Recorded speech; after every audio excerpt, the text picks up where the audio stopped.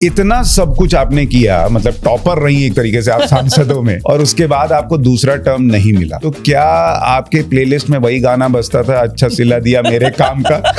Actually attendance 100% होता, पर मुझे सस्पेंड कर दिया था एक सेशन के लिए। राइट। किसकी वजह से संसद चल नहीं पा रहा है? देखिए, मैं आपको बताती हूँ कि राजनीति के हिसाब से ये डिस्ट्रप्शन सभी को सूट करता है। जब वो मार्च होते होते ऐसा दिख रहा है कि एक बड़ी संख्या में भीड़ संसद भवन की तरफ बढ़ रही है, सीसीटीवी फुटेज है जिसमें लोग बैरिकेड पार करके जा रहे हैं, उसमें अगर भीड़ घुस रही है तो पुलिस को क्या करना चाहिए? सुशांत जी, उसमें भी एक एसओपी होता है पुलिस के लिए। पुलिस कह रही है हमने फॉलो किया नहीं, कोई आपने अच्छा, आपने जो एस्केलेशन पैलेट गन्स तक हुआ, वो एस्केलेशन की अनुमति किसने दी? अगर पुलिस को मान लीजिए ये निर्देश होता कि आपको नहीं पैलेट गन चलाना है, इनको ठोक दो, मार दो, उस तरह की सिचुएशन होती, तो पैलेट गन से जो इंजरीज हुई उनकी संख्या बहुत ज्यादा होती। इसका मतलब ये हो सकता है कि पैलेट गन जहां चलाने की नौबत आई वहां स्थिति एकदम आउट ऑफ कंट्रोल हो गई हो।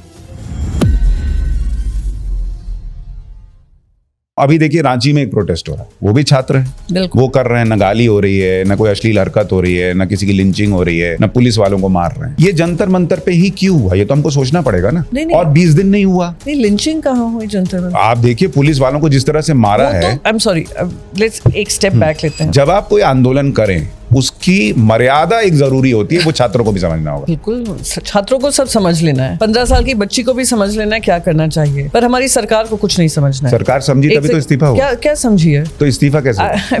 चलिए, एक सिंगल मदर है जो विडो हो चुकी है, 2 बच्चों की माँ है, और उनके ऊपर एफआईआर दर्ज हुआ, उनकी बेटी को पूरे देश भर में वायरल कर दिया। वो लड़की तो पहले खुद ही वायरल हुई ना प्रियंका जी। इसमें हमको ये भी तो, जब लड़की गाली देते हुए वायरल हुई तो वो लड़की को भी तो सोचना चाहिए था कि मेरी माँ सिंगल मदर है। एक सेकंड में सीक्वेंस बताऊं। आप लेटेंट का इशू लेकर आप संसद में उसका मुद्दा उठाना चाहती थी, ये क्या भाषा इस्तेमाल हो रही है, ये गलत है, तो आप भी तो एक तरीके से उसको इतने बड़े प्लेटफॉर्म पे ले जा रही थी। एक सेकंड प्लीज, एक स्टेप बैक लेते हैं। आपको लगता है ये देश में जो लोग कई बार कहते हैं कि नेपाल बना देंगे, बांग्लादेश बना देंगे, वो हो सकता है? नहीं। क्यों? क्योंकि अगर मैं देखूं तो अगर प्राइम मिनिस्टर अभी कहें कि मैं कैबिनेट रीशफल कर रहा हूं, क्योंकि अगर आप कैबिनेट देखेंगे, all of them, every single minister is arrogant. कोई कह सकता है prime minister is also arrogant. I will not go to that point. Balasaheb Thackeray कभी सीएम के चक्कर में नहीं थे। वो थे कि भाई मैं सीएम से भी ऊपर की चीज हूं, मैं चीजें कंट्रोल कर रहा हूं। तो लोगों ने कहा कि ठाकरे परिवार का एक सदस्य सीएम की कुर्सी के लिए इसमें पढ़ने की जरूरत क्या थी? भाई सीएम की कुर्सी मिली भी कुछ दिन के लिए, पूरी पार्टी टूट गई, इतनी फजीयत हो गई, क्या हासिल क्या हुआ फिर?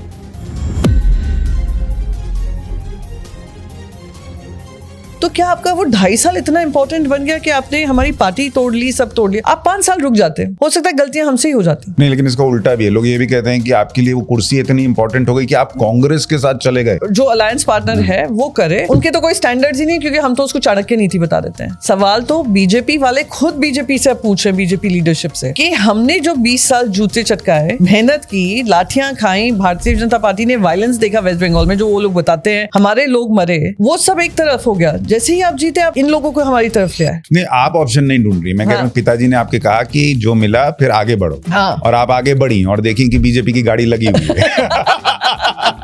और आपने लिफ्ट नहीं मांगी, उन्होंने दरवाजा खोल के कहा कि बैठ जाओ। वो मुझे एक E85 व्हीकल में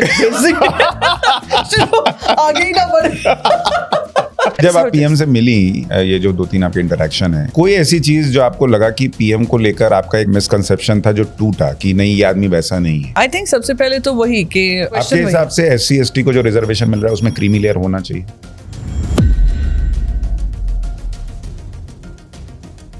आपका वो एक जिस पे आप ट्रोल हुई थी कि एक डिबेट में आई, आप थोड़ी जबान लड़खड़ा गई, ये शराब पी के आ गई।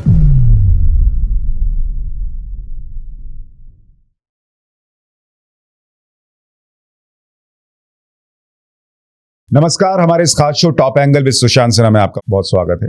टॉप एंगल, जहां हम किसी भी विषय को थोड़ा टॉप एंगल पर जाकर देखने का प्रयास करते हैं ताकि उसे बृहद तौर पर देख पाएं, बेहतर ढंग से समझ पाएं। और आज बहुत कुछ है चर्चा करने के लिए। हमारे साथ शिवसेना उद्धव गुट की पूर्व सांसद प्रियंका चतुर्वेदी जी मौजूद हैं। बहुत बहुत स्वागत है आपका। Thank you Sushant. आजकल आप डिबेट्स में भी कम जा रही हैं, पार्लियामेंट से भी दूर हैं, घर में ज्यादा बहस तो नहीं करती लोगों से? नहीं, बिल्कुल नहीं। आई थिंक इतने साल बहस कर करके एक चीज समझ में आ गई है कि घर में सुख और शांति बनाना जरूरी है, रादर देन इस तरीके का अग्रेसिव माहौल। अच्छा प्रियंका जी, मैं देख रहा था जब आपसे चर्चा करनी है तो थोड़ा रिसर्च में कर रहा था, मैंने देखा आपने अपने राज्यसभा के कार्यकाल में ऑलमोस्ट 90% आपका अटेंडेंस है। आपने 400 से ज़्यादा डिबेट्स में हिस्सा लिया है, आपने मतलब 500 से ज़्यादा जो है वो सवाल पूछे हैं, आपने 8 प्राइवेट मेंबर बिल पेश किए हैं। इतना सब कुछ आपने किया, मतलब टॉपर रही एक तरीके से आप सांसदों में, और उसके बाद आपको दूसरा टर्म नहीं मिला। तो क्या आपके प्लेलिस्ट में वही गाना बजता था, अच्छा सिला दिया मेरे काम का? एक्चुअली अटेंडेंस 100% होता, पर मुझे सस्पेंड कर दिया था एक सेशन के लिए। right. पर उसमें भी मेरी उपस्थिति पार्लियामेंट में 100% थी, पर मैं बाहर थी। और क्योंकि कोई क्वेश्चंस जो मेरे पार्लियामेंट्री क्वेश्चन थे उस सेशन के वो रिकॉर्ड नहीं हुए, कोई इंटरवेंशन रिकॉर्ड नहीं हुआ, तो इसलिए वो कमी आई है। वरना I think I would have been the class topper.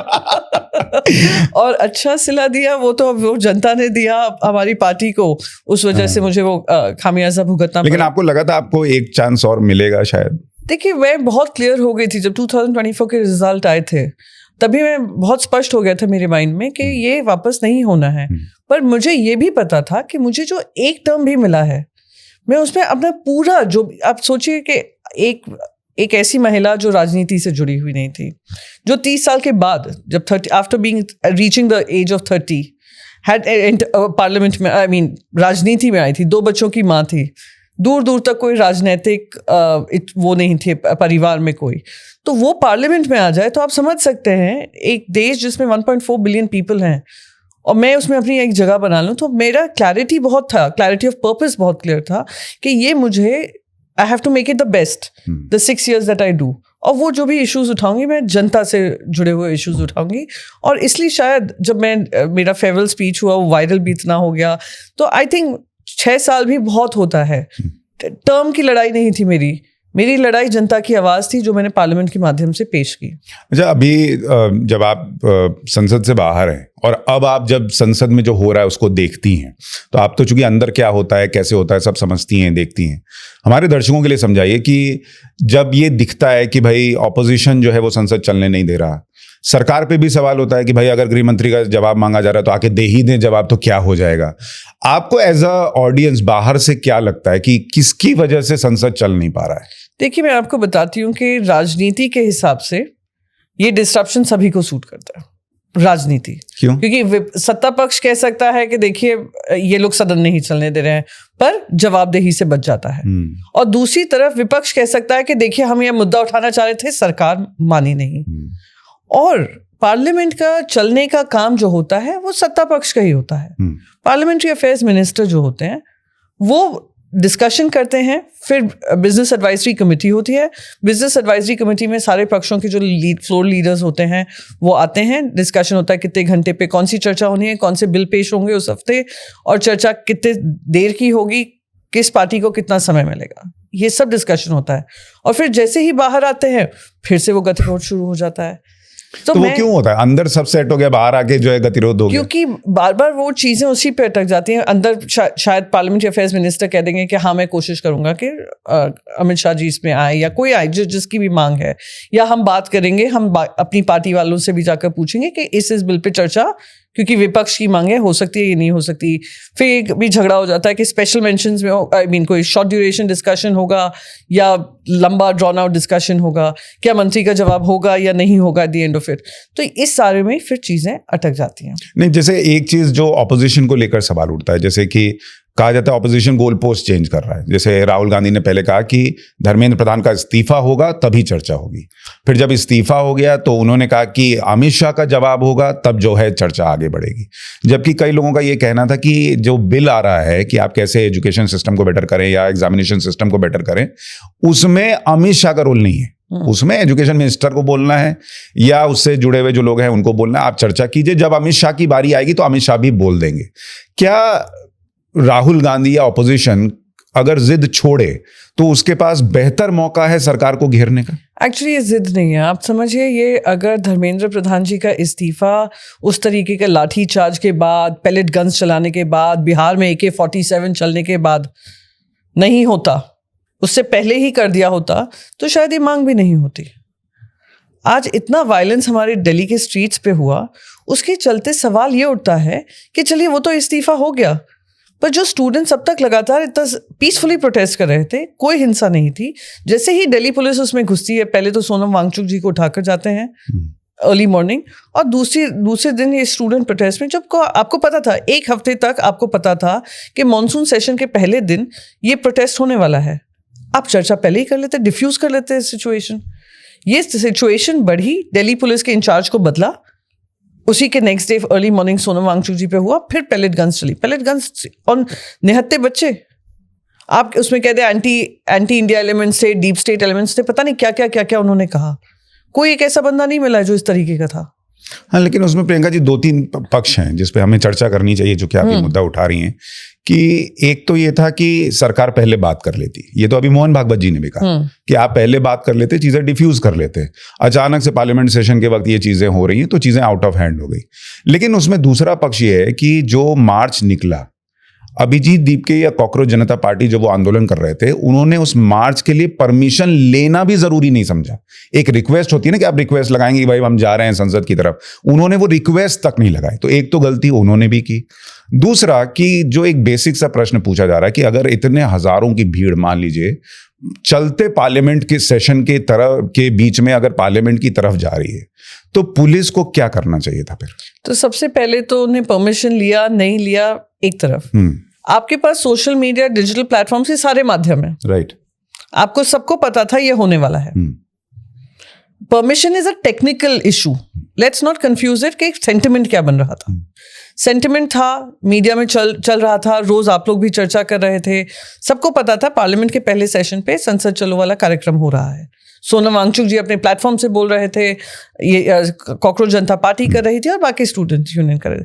तो ऐसा नहीं है कि आपको ये पता नहीं था और इस टेक्निकल इशू के इन्होंने परमिशन नहीं ली तो ये जो स्टूडेंट्स आ रहे हैं, प्रमोशन चल रहा है लोगों के इकट्ठे होने का, वो नहीं होगा। एंड प्लीज आप समझिए 26 दिन में वो सेंटिमेंट कितना बढ़ गया था और सरकार ऐसे उसको डिसमिस करी थी। दूसरी चीज मैं आपको बताती हूँ, एक है टेक्निकलिटी, दूसरा है कि चर्चा आपने किस दिन शुरू की, उस सवेरे आप शुरू कर रहे हैं और फिर दोपहर में आप बच्चों को मार रहे हैं। तीसरा एक और चीज़ मैं आपको बताती हूँ जो बहुत, क्योंकि मैं अब स्टूडेंट्स के बीच में रहती हूँ, तीसरा जो सबसे बड़ा प्रभाव हुआ कि जब वो एजुकेशन मिनिस्टर ने रिजाइन किया, धर्मेंद्र प्रधान जी ने, वो पार्लियामेंट में आते हैं और जिस तरीके से उनका भव्य स्वागत होता है, ऐसा लगता है कि कोई युद्ध जीत कर आए हों, कि भारत रत्न उनको प्राप्ति होनी चाहिए, कि बच्चों के आपने फ्यूचर अंधकार में डाले। कोई सभ्यता होनी चाहिए, कोई एरोगेंस जो दिख रहा था, उन सारी चीज़ों का देखकर, मिश्रण देखकर मैं बोलती हूँ we don't live in silos, हम साइलोज में नहीं होते। और एक ही रीज़न टेक्निकलिटी और भारी संख्या में भीड़। अब आप कह रहे हैं पार्लियामेंट में कैसे रोका जा सकता था? आप उसी दिन, जिस दिन 26 तारीख को आपने सोनम वांगचुक जी से का एक बात हुई, आप उसी दिन बात कर लेते, क्या इसको पोस्टपोन कर दीजिए, हम आपसे बात करने को तैयार हैं। हाँ, नहीं, दैट आई अग्री कि अगर बातचीत हो गई होती तो इस मार्च की जरूरत ही नहीं पड़ती। लेकिन पॉइंट दूसरा है कि जब वो मार्च होते होते ऐसा दिख रहा है कि एक बड़ी संख्या में भीड़ संसद भवन की तरफ बढ़ रही है, सीसीटीवी फुटेजेस हैं जिसमें लोग बैरिकेड पार करके जा रहे हैं, उसमें अगर भीड़ घुस रही है तो पुलिस को क्या करना चाहिए? सुशांत जी, उसमें भी एक एसओपी होता है पुलिस के लिए। पुलिस कह रही है हमने फॉलो किया नहीं, कोई आपने, अच्छा एसओपी बहुत क्लियर है कि पहले आप वाटर कैनन चलाएं, आपने कहीं देखे? नहीं, वाटर कैनन नहीं चलाए उन्होंने, उनका ये कहना है हमने आंसू गैस के गोले छोड़े, वो भी एसओपी में। नहीं, स्टेप 1 है कि वाटर कैनन चलाए, उससे भीड़ नहीं नियंत्रण में आ रही है तो आप टीयर गैस करें। आप ये जो एस्केलेशन पैलेट गन्स तक हुआ, वो एस्केलेशन की अनुमति किसने दी? अब आप आकर कहें एडमिनिस्ट्रेशन ने दी। एडमिनिस्ट्रेशन किसके अंतर्गत काम करता है? आई थिंक ये थोड़ा सिंप्लीफाई करना जनता के लिए ज़रूरी है, क्योंकि एक तरफ आक्रोश बना हुआ है स्टूडेंट्स का और अभी भी वो आक्रोश शांत नहीं हुआ है, दूसरी तरफ आप कह रहे हैं हम बिल ला रहे हैं। अब मैं उस कानूनी प्रक्रिया पे आ जाऊं। नहीं, पर उससे पहले थोड़ा भीड़ पे डिस्कशन करना जरूरी है कि अगर मान लीजिए उन्होंने एसओपी फॉलो किया नहीं किया, ये तो चलिए जांच हो जाएगी, पता चल जाएगा। पुलिस अपना कह रही है कि भाई हमने बैरिकेड लगा रखे थे, उसको पार करने लगे तो हमने लाठीचार्ज किया और उनको तितर बितर के आंसू गैस छोड़े, वो तो उसके भी विजुअल है। लेकिन मैं ये कह रहा हूं कि अगर पुलिस को मान लीजिए ये निर्देश होता कि आपको नहीं पैलेट गन चलाना है, इनको ठोक दो, मार दो, उस तरह की सिचुएशन होती, तो पैलेट गन से जो इंजरीज हुई उनकी संख्या बहुत ज्यादा होती। इसका मतलब ये हो सकता है कि पैलेट गन जहां चलाने की नौबत आई वहां स्थिति एकदम आउट ऑफ कंट्रोल हो गई हो। हम पुलिस का पक्ष नहीं जान रहे, इसीलिए मैंने कहा कि गृह मंत्री को आके जवाब देना चाहिए। That I agree. गृह मंत्री आकर बता दें कि क्या ऐसी परिस्थिति बन गई थी जिस वजह से पैलेट गन चली। मैं आपसे ये नहीं कह रही हूं इसमें आपसे हम 100% एसओपी है नहीं है, एसओपी कुछ है और हमारी भी मांग, विपक्ष की भी मांग यही है कि पेलेट गन्स किस दबाव में, किसके प्रेशर में, क्या परिस्थिति थी, क्योंकि दिल्ली पुलिस आकर तो बताएगी नहीं।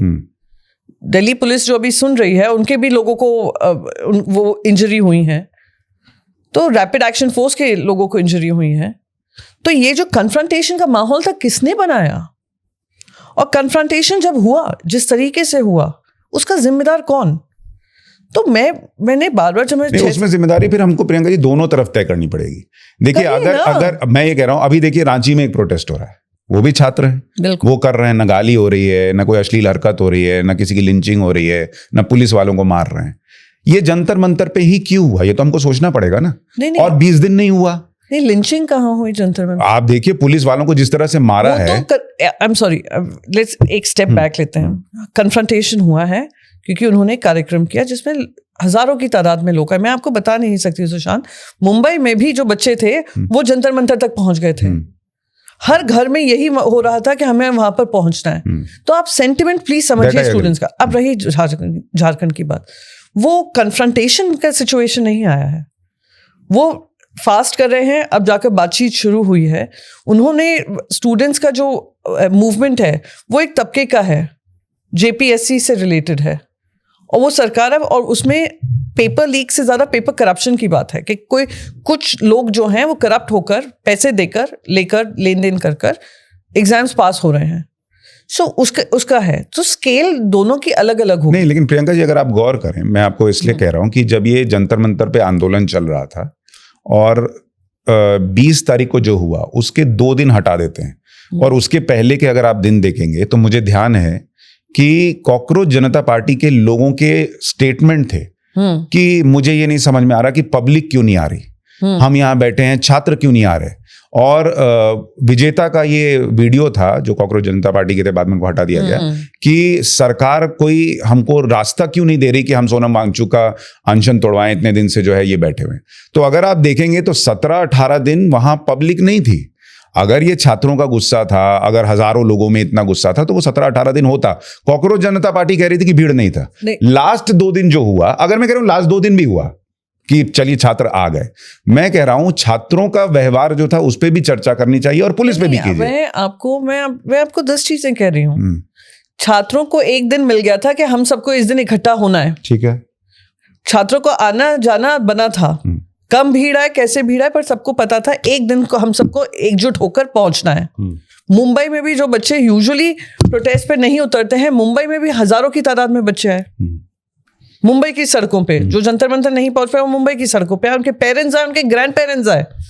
आप सोचिए, जब तक आपके घर तक नहीं ये बात आती है तब तक कोई अपने घर से नहीं निकलता है। और मुंबई तो एपॉलिटिकल काफी माना जाता है, इतना उनकी लाइफ में पॉलिटिक्स हावी नहीं है जितना हम दिल्ली में देखते हैं।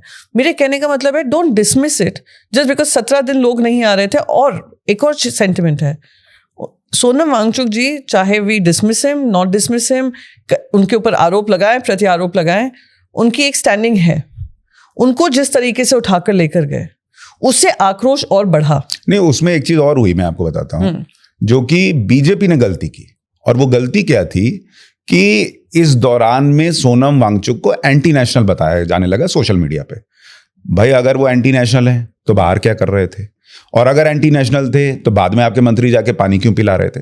सो इसलिए मैं कई बार कहता हूं ना कि सरकार में भी जो लोग हैं या जो चीजें हैंडल कर रहे हैं उनसे मिस हैंडलिंग हुई, इसकी कोई दो राय नहीं है। कह रही हूं, लेकिन मैं चूंकि इसलिए इस बात को गंभीरता से ले रहा हूं। देखिए, आप आज की डेट में छात्रों को पढ़ा भी रही हैं, हम लोग जब पॉडकास्ट कर रहे हैं छात्र भी सुनेंगे। ये मैसेज जाना बहुत जरूरी है कि जिन्होंने भी, चाहे वो, मतलब मैं तो मानता हूं जेन्युइन छात्र ये कर ही नहीं सकता, इतनी उसकी हिम्मत ही नहीं होगी कि वो पुलिस वाले को पकड़ के पीट दे या मीडिया वालों को पकड़ के पीट दे, इस तरह की चीजें वो नहीं कर सकता। तो जो भी लोग वहां थे उनको ये समझना होगा कि आपके प्रोटेस्ट का एक तरीका होना चाहिए। गंदी गंदी गाली आप पीएम को दे रहे हैं, ऐसे ऐसे नारे थे कि मैं बोल भी नहीं सकता आपके सामने, ना हम टीवी पे चला पाए, सोशल मीडिया पे चल रहा था। तो जब आप कोई आंदोलन करें उसकी मर्यादा एक जरूरी होती है, वो छात्रों को भी समझना होगा। बिल्कुल, छात्रों को सब समझ लेना है। 15 साल की बच्ची को भी समझ लेना है क्या करना चाहिए, पर हमारी सरकार को कुछ नहीं समझना है। सरकार समझी तभी तो इस्तीफा हुआ। क्या समझी है तो इस्तीफा कैसे? रियली अगर हम इतना सरकार को इतना लॉन्ग रोप दे देंगे तो बहुत उन्होंने एहसान किया, तो वो जस्टिफाइड था कि जब धर्मेंद्र प्रधान पार्लियामेंट में आते हैं उनका इस तरीके से वो जस्टिफाइड नहीं था मेरे हिसाब से। मैं आपको एक चीज कहना चाहती हूँ, एक आक्रोश का माहौल बन रहा है। कोई भी अगर कोई सेंसिटिव सरकार होती, और मैं इसमें ज्यादा दोष, अगर हम सारे एसओपी हम बच्चों को सिखाएं, हम सबको सिखाएं, पर हम अपनी खुद की सरकार को से ना सीख लें, उनको सिखाएं कि क्या होना है। आप देख रहे हैं आक्रोश बढ़ रहा है। आपने कहा नेशनल एंटी नेशनल ये सब कहा, ये हमने हर बार सुना है। मुझे भी कहा गया था वो एंटी नेशनल जैसी बातें करती हैं, पर जब ऑपरेशन सिंदूर आया कौन गया? यानी हर विपक्ष, यानी जो भी कोई आपको क्रिटिसाइज करे, so when you are building up an anger, और ये यूथ का एंगर है, and are you dismissing the anger that is happening. मैं आपको बताऊं, लाखों की तादाद में बच्चे ग्रेजुएट होते हैं, सिर्फ आधों को रोजगार मिलता है। आप ये बहाना बना सकते हैं कि देखिए वो स्टार्टअप में जा रहे हैं, एंटरप्रेन्योरशिप करने जा रहे हैं, ये करने जा रहे हैं, वो करने जा रहे हैं, उसके आंकड़े कहाँ हैं? तो ये उनका जो एंगर था, it wasn't just an anger कि अभी फटा है। एंगर इस बात का भी था कि अहंकार इतना है सरकार में। मैं नहीं मानती हूँ कोई अच्छे घर के बच्चे जानना चाहेंगे। और नहीं, अब नहीं, मैं इसमें बस एक चीज, अब लैंग्वेज की बात देखिए, मैंने कभी एंगर के लिए नहीं कहा। एंगर है, मैं तो उन पत्रकारों में से हूं जो यूजीसी के समय से धर्मेंद्र प्रधान का इस्तीफा मांग रहा था कि भाई कभी हो जाना चाहिए, गाइडलाइंस के समय। तो इतना बड़ा बड़ा कांड हुआ। दूसरा, लोग कहते थे कि धर्मेंद्र प्रधान के हट जाने से क्या ही हो जाएगा। मेरा तर्क यह था कि धर्मेंद्र प्रधान के हटने से ये होगा कि हर माँ बाप के अंदर एक मैसेज जाएगा कि इन व्यक्ति के अंदर में एक नहीं 2-2, 3-3 बार नीट के पेपर लीक हो गए, अलग अलग समस्याएं हो गई, ये आदमी प्रॉब्लम सॉल्व नहीं कर पा रहे, मेरा बच्चा जो है उसका फ्यूचर सेफ नहीं है, कोई नया आएगा तो शायद बेहतर करेगा, ये मैसेज जाना जरूरी था। सो आई वाज द पर्सन, या हमारे जैसे बहुत लोग होंगे जो इस्तीफा मांग रहे थे। मैं बस इतना कह रहा हूं कि एंगर का भी ना एक तरीका है। मान लीजिए आपके भी बच्चे, मेरे भी बच्चे, कल को मेरी बेटियां आके मुझे माँ बहन की गाली देंगी, मुझे नहीं बर्दाश्त होगा। नहीं, अब एक सेकंड, मैं एक और चीज, मैं भी उनकी लैंग्वेज और उनकी भाषा को यहाँ पे उनको वो नहीं कर रही हूँ, सपोर्ट नहीं कर रही हूँ, समर्थन नहीं कर रही हूँ। तो वो भी एक तरीका होगा बच्चों को बाद में समझाने का।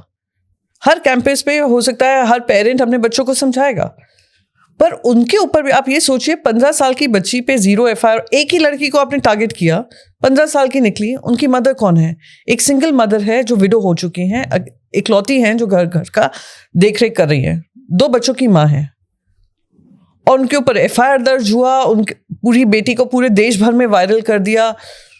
फिर वो लड़की तो पहले खुद ही वायरल हुई ना। हाँ, प्रियंका जी, इसमें हमको ये भी तो, जब लड़की गाली देते हुए वायरल हुई तो वो लड़की को भी तो सोचना चाहिए था कि मेरी माँ सिंगल मदर है। एक सेकंड, मैं सीक्वेंस बताऊं। आप ये समझिए कि बहुत सारे ऐसे होते हैं बच्चे जो गुमराह हो जाते हैं, और वो आई थी कुछ और एंगर लेकर। वो एंगर उसका क्या था? वो जॉब्स नहीं देख रही हैं, वो फ्यूचर नहीं देख पा रही हैं, या ये भी हो सकता है कि वो ये समर्थन कर रही हैं कि भैया ये जो भी हो रहा है गलत हो रहा है, मेरे आने वाले समय में शायद मुझे ये अपॉर्चुनिटीज नहीं मिलेंगी। वो उस गुस्से से आई। क्या उनको भाषा उन्होंने बोली उससे हम लोग विरोध कर सकते हैं, हम बात कर सकते हैं, पर क्या उनका इशू डीलेजिटिमाइज हो सकता है? नहीं हो सकता। उसके बाद उनकी काउंसलिंग हो सकती है, सब हो सकता है, पर FIR तो भाषा पे ही हुई। हाँ, तो उनके इशू पे नहीं मैं हुई। कह रही हूँ, मैं ये कह रहा हूँ, आप में बस एक सेकंड प्लीज सुशांत जी, मुझे एक चीज कहने दीजिए।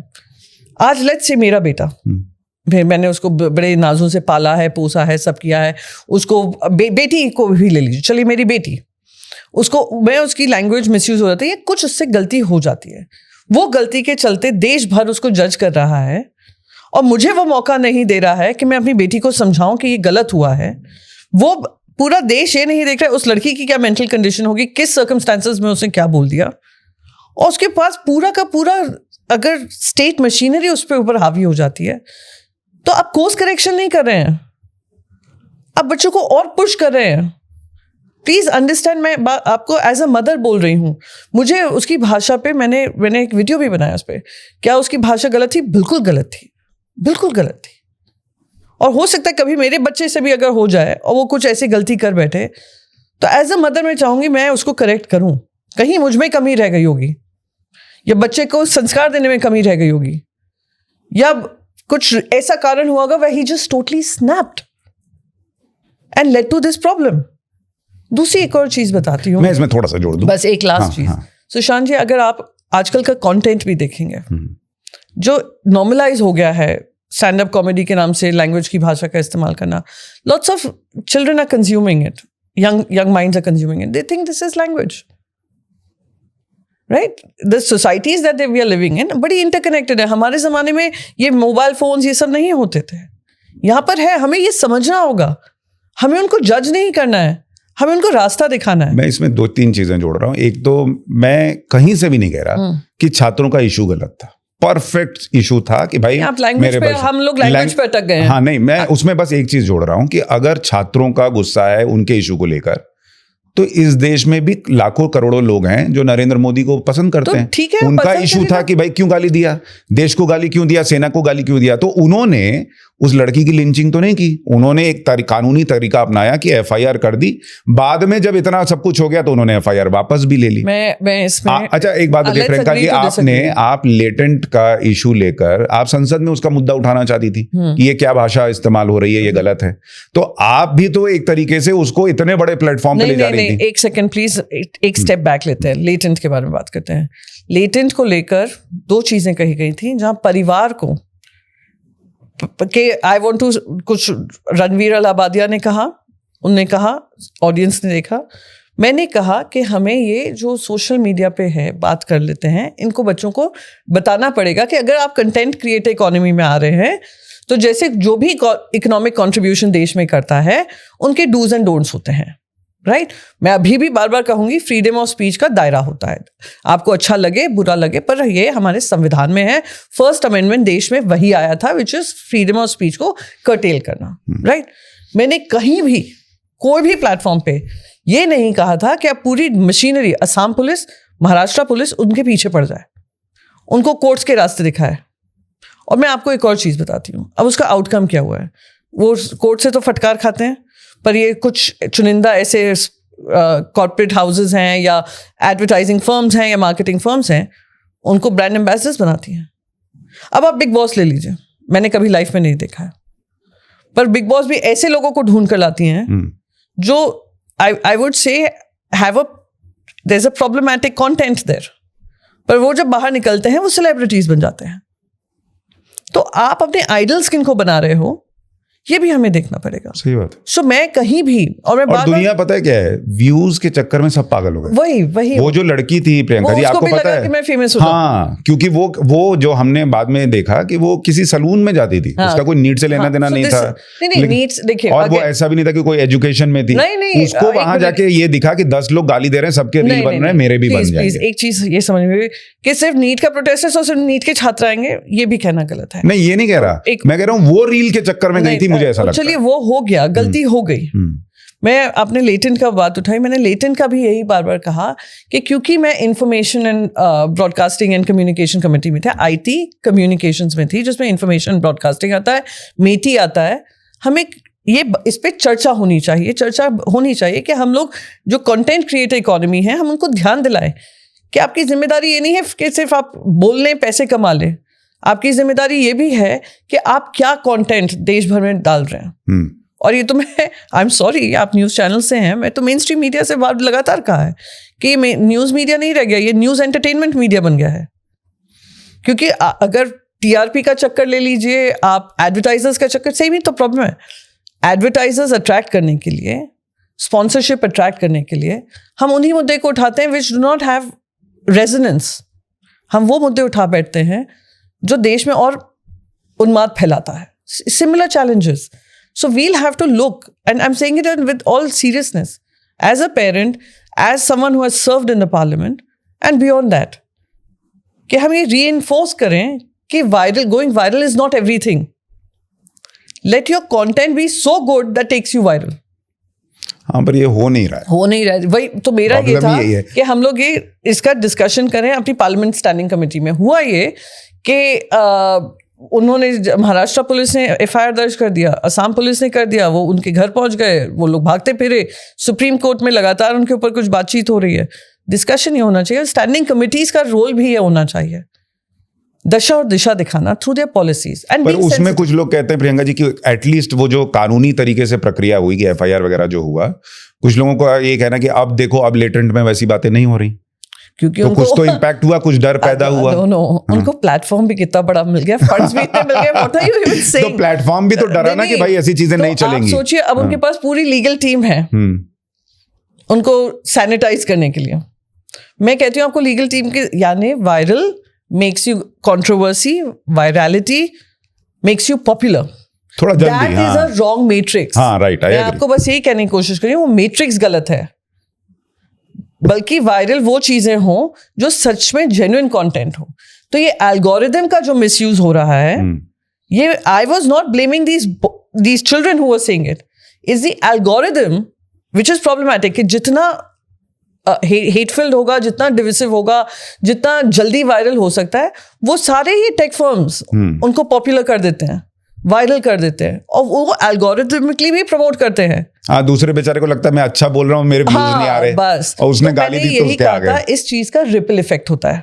आज वो देख रहे हैं एक पॉपुलर हस्ती इस तरीके की बात करे, तो मैं भी कर लेते हैं, हम भी वायरल हो जाएंगे, और वायरल होंगे तो हमारा कंटेंट वायरल होगा, हम फेमस होंगे। तो ये एल्गोरिथम मिक्स जो है, that is a deadly combination. मतलब आप जो कह रही हैं, अगर मैं उसको थोड़ा और ब्रॉडर पर्सपेक्टिव में देखूं, तो जो जंतर मंतर पे ये जो गालियां लोगों को परेशान कर रही थी कि ये हो रहा है, इसकी नींव बहुत पहले से पड़ी हुई है। जो कंटेंट चल रहा है वो लोगों के दिमाग में बैठ गया कि ये नॉर्मल है, न्यू नॉर्मल है गाली देना। अगर मान लीजिए लेटेंट में चल रहा है तो अरे ये तो होता ही है, एक सेंस ऑफ नॉर्मलसी आ जाती है कि जेनजी तो ऐसे ही है। नहीं कोई मैं कहती हूँ कि कोई इसमें हमारी जिम्मेदारी नहीं, हम कुछ भी बोल सकते हैं और हम पॉपुलर हो जाए। But the idea was the issue, और फिर इशू से हम लैंग्वेज पे आ गए। मैं अभी भी कहूंगी उस बच्ची का इशू देखिए, अब वो 14 साल की हो, 15 साल की हो, everyone's worried about their future, and why should she not be where she was? What she said is problematic, but don't take her issue away from her. Don't deal. लेकिन जो अपने फ्यूचर को लेकर इतना वरिड होगा ना प्रियंका जी, मुझे लगता है वो ऐसी भाषा भी नहीं बोल रहा Yeah, हो। हम लोग भी आए हैं, मैं बिहार से हूँ, हम लोग बहुत छोटी जगहों से मिडिल क्लास फैमिली से आए हैं। गाली मैं भी देता हूँ, ऐसा नहीं कि मैं गाली नहीं देता हूँ, लेकिन मुझे पता है कि कहाँ बोलने का क्या इम्पैक्ट। एक मेरा डिफरेंस है इसमें, मैं यहाँ पे सबकी सिचुएशन को जज करने नहीं बैठी हूँ।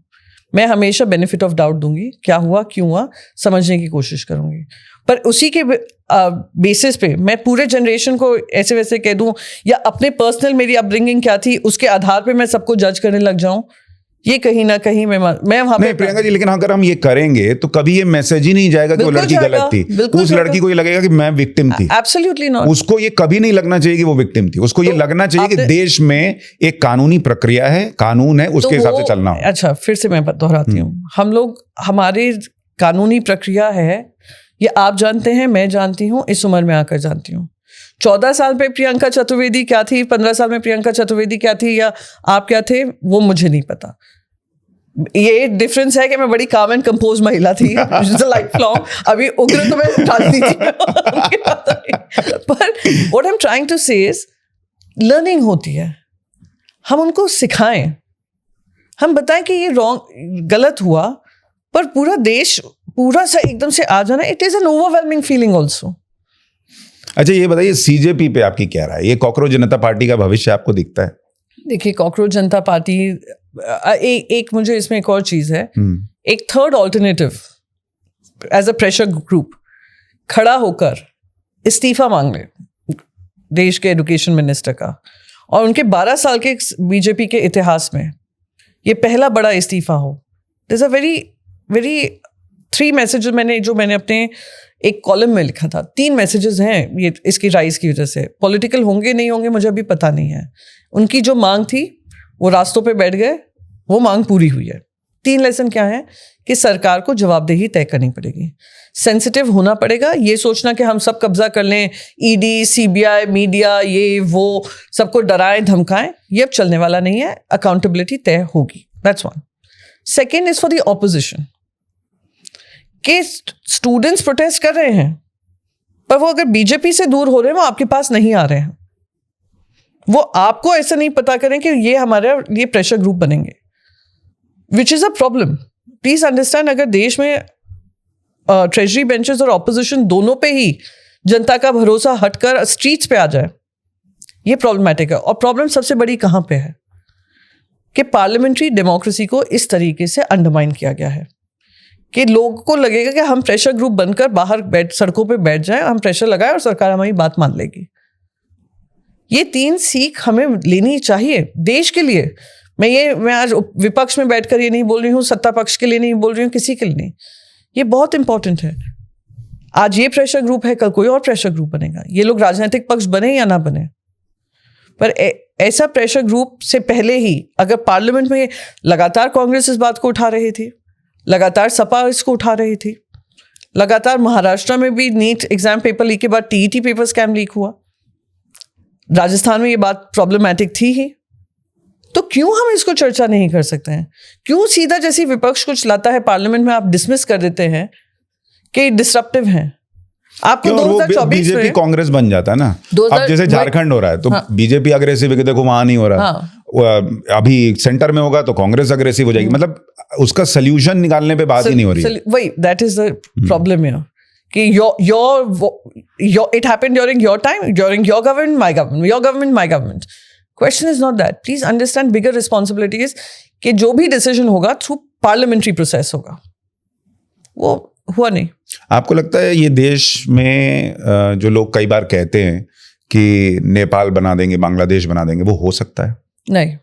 क्यों? क्योंकि नेपाल और आप बांग्लादेश भी देखेंगे, they were always troubled areas, countries. Nepal में कोई सरकार 5 साल नहीं चली है, और कॉन्स्टिट्यूशन जब जब अडॉप्ट करने की बात आई है वहाँ पे सरकारें बनी हैं, गिरी हैं। बांग्लादेश में भी कोई काफ़ी लंबा अरसा रहा शेख हसीना जी का, पर उसमें इश्यूज थे। जो मैं कहती हूँ इंडिया के फाउंडेशनल स्ट्रक्चर स्ट्रॉन्ग है, एंड इसका कहीं ना कहीं क्रेडिट फाउंडिंग फादर्स को जाना ही पड़ेगा, एज मच एज बीजेपी में नॉट अप्रिशिएटेड। पर उनके फाउंडेशन अगर देश के स्ट्रॉन्ग हैं, डेमोक्रेसी अगर स्ट्रॉन्ग बनी रहेगी, जहाँ पे कैप्चरिंग नहीं हो रही है। देखिए बार बार बीजेपी से जब भी बात की जाती है वो इमरजेंसी की बात करते हैं।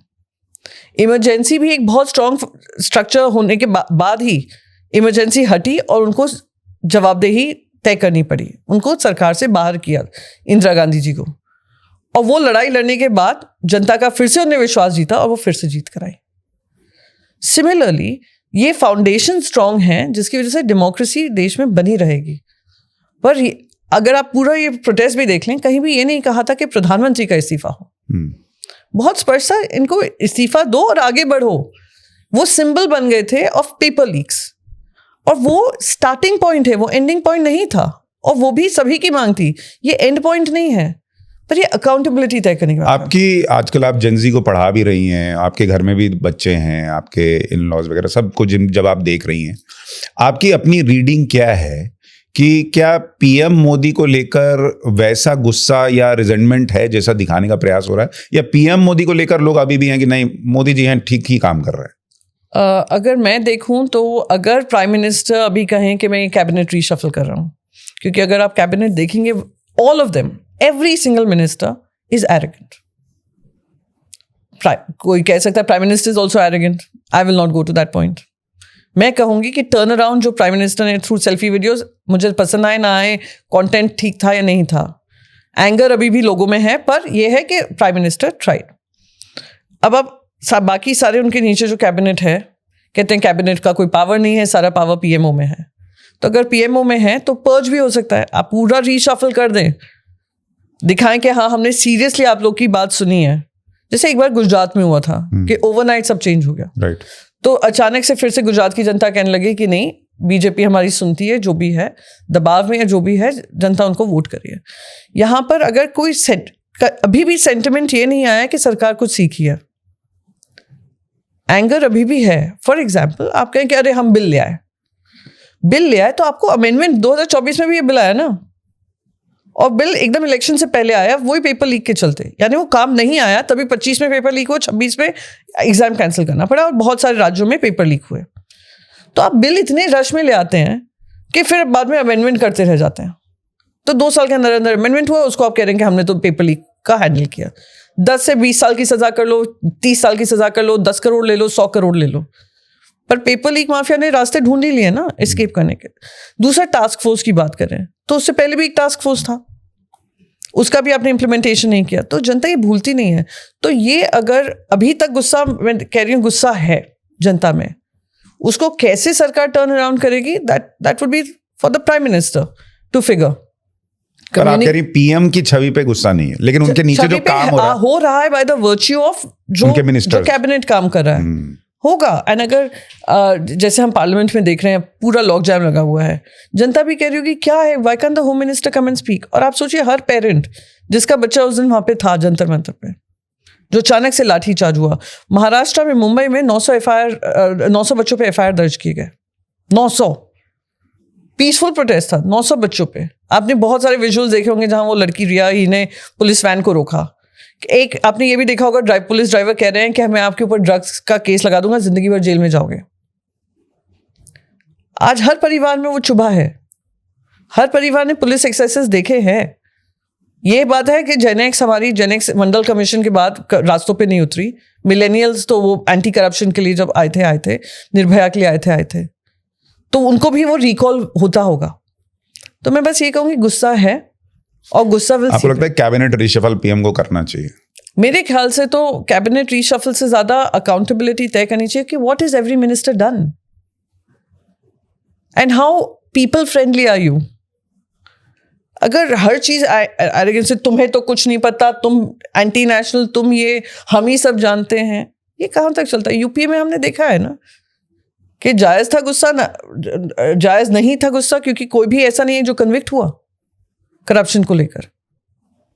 तो ये कहीं ना कहीं ये सवाल पूछना पड़ेगा। ये सेंटिमेंट मैंने देखा है, कई लोगों से आप बात कीजिए तो लोगों के अंदर ये धीरे धीरे आ रहा है कि बीजेपी की जो अभी की सरकार है इसमें थोड़ा वो यूपीए वाला भाव आ गया। जो आप कह रही ना कि जो चल रहा है सब ठीक ही है। जैसे अभी आपको याद होगा कि नितिन गडकरी जी ने कह दिया कि माइलेज देखना जो है वो नहीं आता लोगों को, माइलेज तो है वो गाड़ी में नहीं देखी जाती। आप सोचिए प्रियंका जी कि जिस देश में लोग माइलेज को लेके इतना ऑब्सेस्ड है कि एक गाड़ी है, मैं कंपनी का नाम नहीं लूंगा, सेफ्टी रेटिंग में वो बहुत पीछे है, लेकिन गाड़ी सस्ती मिलती है तो लोग जान की सेफ्टी छोड़कर माइलेज के चक्कर में उसको खरीदते हैं। एक ऐड था कि एक रॉकेट खड़ा है, आदमी देख रहा है और कह रहा है कि देती कितना है, मतलब माइलेज। उस देश में अगर आप कहेंगे कि माइलेज जो है वो ढंग से जो है, हाँ, कि भाई माइलेज तो ऐसे नहीं देखा जाता, ऐसे देखा जाता है, तो कई लोगों को लगा कि ये ना थोड़ा सा आप पब्लिक को अंडरमाइन कर रहे हैं। अब एक और चीज है, अब आप सोचिए एक इंसान जब 2 व्हीलर से 4 व्हीलर पे आता है, सुशांत जी आप भी मैं भी, हमने वो जर्नी हम चले हैं कि 2 व्हीलर से 4 व्हीलर पे आना, लोन लेना, सब करना, और फिर आप खुशी से कहो कि हाँ मेरे घर का खर्चा अब कम होगा क्योंकि एक हमारे घर में गाड़ी आ गई है। पर वही खर्चा अगर बढ़ता जाए और वो जनता आकर आपके सामने कहे कि बढ़ रहा है, तो आप उसका संज्ञान लीजिए। हाँ, आप ये क्या डिसमिस करें, आपको नहीं मैं आपको कह रही हूँ कहीं भी आप जाइए, मिनिस्ट्री में भी आप किसी से भी बात करने की कोशिश करें, दे स्ट्रेट प्रॉम्प्टेड, अरे तुम तो विपक्ष में हो, तुम तो always you are always finding faults in the government. If I'm finding faults in the government, is not only for the government to get better, for my nation to do better. नहीं प्रियंका जी, मैं दूसरी चीज कह रहा हूँ कि चलिए विपक्ष को आप खारिज कर देते कि ये विपक्ष है, जनता को करने लगे हो। हाँ, मैं कह रहा हूँ कि आप कहते हो कि 3 से 6% माइलेज कम होता है। 3 से 6% कम होगा, इस देश में मिडिल क्लास इतना फालतू बैठा कि रोएगा? कुछ तो हो रहा होगा, मैं कह रहा हूँ कुछ तो हो रहा होगा, तब वो कह रहा है। सिंपल चीज है, आप लेट्स से 100 रुपए कमाते हैं, अगर आप लेट्स से इन्फ्लेशन को टेकन करते हुए आपका हर साल 10% सैलरी बढ़ती है, 100 का 110 हो गया, पर अगर 60% उसमें आपका फ्यूल कॉस्ट होगा, तो एजुकेशन कॉस्ट, हेल्थ कॉस्ट, कैसे एक घर चलाएगा?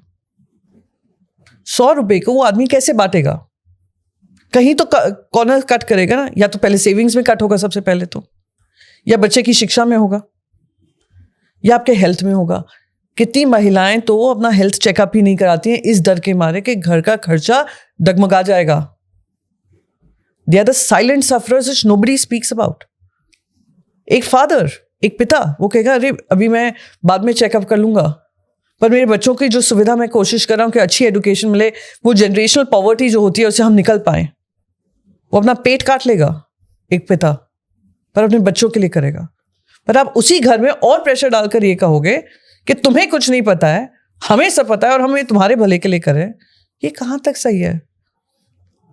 और पता है लोग तो ये भी नहीं कह रहे कि एथेनॉल ब्लेंडिंग बंद हो, सब कह रहे हैं कि अच्छा है, कीजिए, ऑप्शंस दो, ऑप्शन दे दीजिए। जो पुरानी वाली गाड़ी है उनके लिए, मेरी खुद की पुरानी जो गाड़ी थी उसका माइलेज कम हुआ है। हाँ, अब आप 70 रुपए के पेट्रोल का इतना जोर शोर से आवाज बढ़ी होती थी 12 साल पहले, अब वही 70 रुपए का पेट्रोल, वो हाई स्पीड पेट्रोल बेचते हैं आप ऑप्शन 170 रुपए में।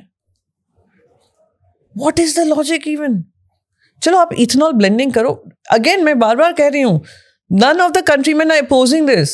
If it's good for my environment, if it's good for my farmers, करिए। अगर हमें एनर्जी सिक्योरिटी नीड्स में कहीं खर्चा बचता है, हमारा जो पूरा परिस्थिति है हॉर्मुज स्ट्रेट को लेकर नहीं फंस जाती है, तो हम करें, पर जनता की आवाज तो सुनिए। पर इसमें मुझे एक चीज जो दिक्कत लग रही है प्रियंका जी, कि जो अभी थोड़ी देर पहले आपने उसकी तरफ इशारा भी किया था कि इस देश को एक स्ट्रांग ऑपोजिशन की जरूरत है, लेकिन ये इश्यूज होने के बावजूद पब्लिक करंट ऑपोजिशन में भरोसा नहीं कर पा रही। और मुझे ऐसा लगता है उसका एक बहुत बड़ा रीजन, शायद आपको ठीक ना लगे, लेकिन मुझे लगता है राहुल गांधी जो पॉलिटिक्स कर रहे हैं उसकी वजह से ये हो रहा है, क्योंकि उन्होंने अपनी पॉलिटिक्स को चमकाने के लिए मोदी वर्सेस राहुल बना दिया है। इश्यूज जो है वो गौण हो गए। वो हर बात पे जिस तरह से कह देते हैं कि मोदी तो डरते हैं, आंख नहीं मिला पाते, अमित शाह गाड़ी में कांप रहे थे, मैंने देख लिया, इस तरह की चीजें जो है ना वो मुद्दे से भटका देती है।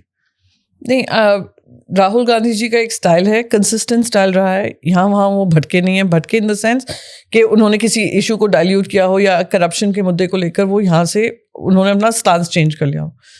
ही standing strongly, mode of communication could be whatever, कैसे भी कम्युनिकेट कर रहे हैं। फिर से वही बात आ जाती है, कम्युनिकेशन, इशू को अगर वो किसी तरीके से कम्युनिकेट करें, वो इशू डाइल्यूट नहीं हो रहा है। लेकिन वो हर चीज में एक ही इशू ला देते हैं। अब जैसे वो अंबानी अडानी करते हैं, नहीं, I don't think so. वो हर चीज में अंबानी अडानी ले आते हैं। नहीं, स्टूडेंट प्रोटेस्ट में मैंने तो नहीं सुना। नहीं, स्टूडेंट प्रोटेस्ट अभी थोड़ा सा चेंज है, लेकिन वो कोई मुद्दा उठाएंगे तो लास्ट में कि ये देखो ये अंबानी अडानी को जा रहा है। चलिए मैं फिर से कहती हूँ, लास्ट में वो किसी भी चीज को ले आए, मूल मुद्दा क्या है? मैं तो रिपीटेडली, और मैं इसलिए नहीं कह रही थी विपक्ष के पास नहीं जा रही या कांग्रेस की तरफ, ये मेरा इशारा नहीं था। मेरा इशारा था कि जैसे हमने इंडिया अलायंस बनाकर लोकसभा के समय पर एकजुट होकर एक एजेंडा से हम सब चले थे, उस वजह से बीजेपी की सिंगल पार्टी मेजॉरिटी से कम हुए थे। वही एक मुद्दा, जनता का मुद्दा, एक साथ होकर रेगुलर कम्युनिकेशन हो, रेगुलर एजेंडा बने, सिर्फ पार्लियामेंट जब कन्वीन हो तब एजेंडा बने और सब लोग अलग अलग बातें करें, वो नहीं हो, it doesn't convince the people. For example, and देखो ये सारा मेरा पर्सनल है, मैं किसी पार्टी के हिसाब से नहीं बोल रही हूँ, कुछ नहीं, as a thinking Indian citizen and someone who is engaging with people, मैं बता रही हूँ। अब कॉकरोच जनता पार्टी और सोनम वांगचुक जी का प्रोटेस्ट चल रहा है, उसमें हर विपक्ष का दल गए, हर गए। आई थिंक टीएमसी के रिप्रेजेंटेटिव थे, सपा के रिप्रेजेंटेटिव थे, आम आदमी पार्टी के रिप्रेजेंटेटिव, एनसीपी भी गई, उद्धव साहब भी वहां पर पहुंचे। कांग्रेस ने अपने आप को उसमें से अलग रखा, शायद डीएमके ने भी अपने आप को अलग रखा उसमें। आई डोंट थिंक डीएमके के रिप्रेजेंटेटिव्स गए, लेफ्ट गए। और जब पीएम के घर के बाहर घेराव हुआ तो उसमें कुछ ही लोग, कुछ ही पार्टीज गई, सब शामिल नहीं हो पाई। तो या तो होता है यूनिफाइड फ्रंट, कि अगर हम डिसीजन ले रहे हैं सीजेपी के बारे में या उस प्रोटेस्ट के बारे में, एक साथ मिलकर लें। और क्योंकि पार्लियामेंट सेशन कन्वीन हो गया था तभी सारी पार्टीज एक साथ हो गई, वरना सीजेपी का प्रोटेस्ट उससे पहले से चल रहा था। कितने लोग वहां पर गए as an opposition? So this is my point कि people want to see a very consistent one stand जो होता है। नहीं, ऑपोजिशन की एक प्रॉब्लम और जो लोगों को लग रही है जब आप बात करते हैं कि ऑपोजिशन के डबल स्टैंडर्ड लोगों को लगते हैं, जैसे कि मोदी जी जो है वो पेट्रोल जो है वो महंगा बेच रहे हैं, सस्ता नहीं कर रहे, ये नहीं किया वो नहीं किया, लेकिन अपने जहां राज्य है वहां वैट नहीं घटाते। अगर आपको लगता है कि भैया और सस्ता हो सकता है तो आप अपने यहाँ वैट घटा के कर दीजिए, वो नहीं होता। जीएसटी के अंडर जो है वो पेट्रोल को लाने के लिए ऑपोजिशन की सरकारें भी तैयार नहीं है। अगर आप इतने कंसर्न्ड हैं तो आप जीएसटी के अंदर ले आए, वहां तो सब सर्वसम्मति से फैसला होता है, लेकिन वहां कहा जाता है कि उसका कोई मुद्दा ही नहीं, क्योंकि वहां से बड़ा रेवेन्यू आता है। इसी तरीके से अगर आप देखेंगे कि आप एक जगह पर साथ में होते हैं, आप अरविंद केजरीवाल के साथ दिल्ली का चुनाव लड़ते हैं, दूसरे टाइम में आप उनको महाभ्रष्ट बताने लगते हैं, कहते हैं कि ये तो बहुत करप्ट आदमी है। तो वो जो अलायंस भी बना है उसमें कई चीजों पर ऐसा लगता है कि ये अपनी सहूलियत के हिसाब से जो है वो पब्लिक के बीच जा रहे हैं, बात रख रहे हैं। सबसे पहले मैं उस मुद्दे पे जानना चाहूँगी, वैट के मुद्दे पे। जब से जीएसटी लागू हुआ तो ये जो फेडरल स्ट्रक्चर होता था, एक तो रेवेन्यू हर स्टेट को लगता ही है, इंडिपेंडेंट फेडरल स्ट्रक्चर है हमारा, तो उनके भी मांगे होती हैं, एक्सपेक्टेशन होते हैं, तो there was various sources of revenue. जब जीएसटी आया सबने सबज्यूम कर लिया, सबने कहा कि ठीक है केंद्र के पास ये पैसा आएगा, केंद्र फिर हमारे डिविजिबल पूल सबने मिलकर डिसाइड हुआ। अब हुआ क्या सुशांत जी कि जो पहले सेस होता था, सेस का प्रोपोर्शन कम होता था। सेस क्या होता है कि केंद्र सरकार के पास वो पैसा आता है, केंद्र सरकार will decide what to do. तो डिविजिबल पूल में आप वही जीएसटी का वही कंपोनेंट ला रहे हो और सेस आप बढ़ा रहे हो। टैक्स तो जनता पे कर रही है, इनडायरेक्ट टैक्स हो कैसे भी टैक्स हो, पर वो सेस पूल में जा रहा है, जीएसटी पूल में कम आ रहा है। तो अब जो केंद्र से फिर बांटती हैं दूसरे राज्यों में, उसमें भी राजनीतिकरण होता है। अगर आपका ये राज्य, अगर आप इस तरीके से नहीं कर रहे हो तो we will hold back on the GST refund. Maharashtra में हमने देखा है, वेस्ट बंगाल में हमने देखा कि हम वो होल्ड बैक करेंगे किसी ना किसी रीजन को लेकर कि हम ये आपको तब तक नहीं देंगे जब तक आप ये इम्प्लीमेंटेशन ना करें। सो आपने उसको कंडीशनैलिटी बना दी। पहले तो महाराष्ट्र ने लगातार कहा कि हमारा कॉम्पेंसेटरी लॉस होगा, क्योंकि Maharashtra was a big financial, पर हम वो करने को तैयार हैं। पर अगर जो कॉम्पेंसेट अगर आप करते हो, वो भी एक डिस्कशन हुआ था जब जीएसटी लागू हुआ था, पर क्योंकि कोविड आ गया वो भी रफा कर। चलिए, अब स्टेट के पास क्या सोर्स ऑफ फंडिंग है? अब क्या है, हर राज्य ने वेलफेयर स्कीम्स डिक्लेयर किए हैं, लाड़की बहन जैसी हो या बाकी राज्यों में कुछ और लाडली बहन हो, सारी हो, और अनगिनत ऐसे रेवेन्यू स्ट्रीम्स हैं जो सरकार को डालना पड़ता है। अब सरकार का रेवेन्यू कौन सा सोर्स है? यही सोर्स है। सबसे पहले लिकर, दूसरा है पेट्रोल, और तीसरा if I am not mistaken real estate. उसमें सरकार, राज्य सरकार के पास ये अभी अथॉरिटी है, इसलिए वो पुशबैक हो रहा है कि हम जीएसटी में नहीं डालेंगे। अब वैट कम करना तो आपका बाकी सारा बजट डगमगाएगा। जीएसटी के लिए आप निर्धारित हैं कि आपके केंद्र में क्या डिसीजन हो रहा है। So those are real time problems, they should be out of politics, someone should discuss this। नहीं, लेकिन प्रियंका जी इसमें फिर केंद्र कहेगा कि हमको भी तो पैसा कौन सा घर में रखने के लिए चाहिए, हमको भी तो सड़क बनानी है, बिजली देनी है, ये करना है, वो करना है, हम भी तो इसीलिए पैसा जो है वो ले रहे हैं। तो पैसा तो ऐसा तो नहीं है कि कम देश में आ रहा है, या देश में टैक्स पेयर की, अगर आप बार बार बोल रहे हैं इतने लोगों ने रिटर्न्स भरे हैं, पर आप सेस के अंडर में लोगे जहां पे राज्यों के पास नहीं जाए, you are literally bleeding out the states. और वही हो रहा है। यानी क्या होता है, when you bleed out the states they look towards the centre कि हमारा समर्थन करिए, हमें सपोर्ट करिए। तो सेंट्रलाइजेशन हो रहा है। तो जो पावर स्ट्रक्चर होना चाहिए सब कुछ सेंट्रलाइज होता है, और जब सेंट्रलाइज हुआ है इस देश में, तब तक दिक्कत बढ़ी है। और सबसे बड़ा प्रॉब्लम डेमोक्रेसी को आती है, डेमोक्रेटिक स्ट्रक्चर्स पे आती है। This is a problem. That is why जो हमारे में फाउंडिंग फादर्स ने फेडरल स्ट्रक्चर डिसाइड किया था, उन्होंने कुछ सोच समझ कर किया था। So this is where we are standing right now. I'm not यहाँ पे मैं किसी की बुराई नहीं करना चाहिए. I'm just trying to talk about politics. So this is the opposition पे विश्वास क्यों नहीं? आपकी रीडिंग क्या है? opposition जैसे आपने एक चीज मैं इसमें सहमत हूँ कि जैसे टीएमसी के साथ हम इंडिया अलायंस में सब लोग साथ में हैं, और जब हमें पता है टीएमसी वहां पर मजबूत थी, हम सबको उसका समर्थन करना चाहिए और कोशिश करनी चाहिए कि एक unified front against the BJP हो। अब बीजेपी एक बेहेमौत बन गई है। पहले एक जमाना था जहां कांग्रेस के पीछे सब जुड़ जाते थे, पीछे थर्ड फ्रंट बना था, ये फ्रंट बना था, वो भी ये कह रहा था। अब इस एरा में बीजेपी इज द बेहेमौत, सबसे बड़ी पार्टी है, तो उसको अगर हम उनसे अपोज है आइडियोलॉजिकली, तो हम लोग अपने पॉलिटिकल एम्बिशन, पॉलिटिकल ग्रोथ को एक तरफ रखकर जो सबसे ज्यादा स्ट्रांग है उनका बल बढ़ाएंगे।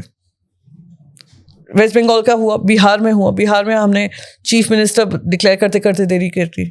महाराष्ट्र में मैं बार बार यही कहती हूँ कि the sentiment was for Uddhav Thackeray ji, whether they like it, whether people like to hear this or don't like to hear it, I mean political party people, but that was there, पर नाम अनाउंस नहीं हुआ। तो जनता के मन में भी ये हुआ, 3 अलग अलग लोग हैं, फिर अगर सीट ज्यादा आई फिर झगड़े होंगे, कोई डिसीजन नहीं होगा, और उस तरफ क्लैरिटी थी। पर इन सारे समस्याओं में अगर आप देखें, समस्या के मूल में फिर कांग्रेस आ जाती है, क्योंकि कांग्रेस ये तो चाहती है कि सेंटर में सब उसको सपोर्ट करें, लेकिन जहां राज्यों में उसको सपोर्ट करना है वो नहीं करती है।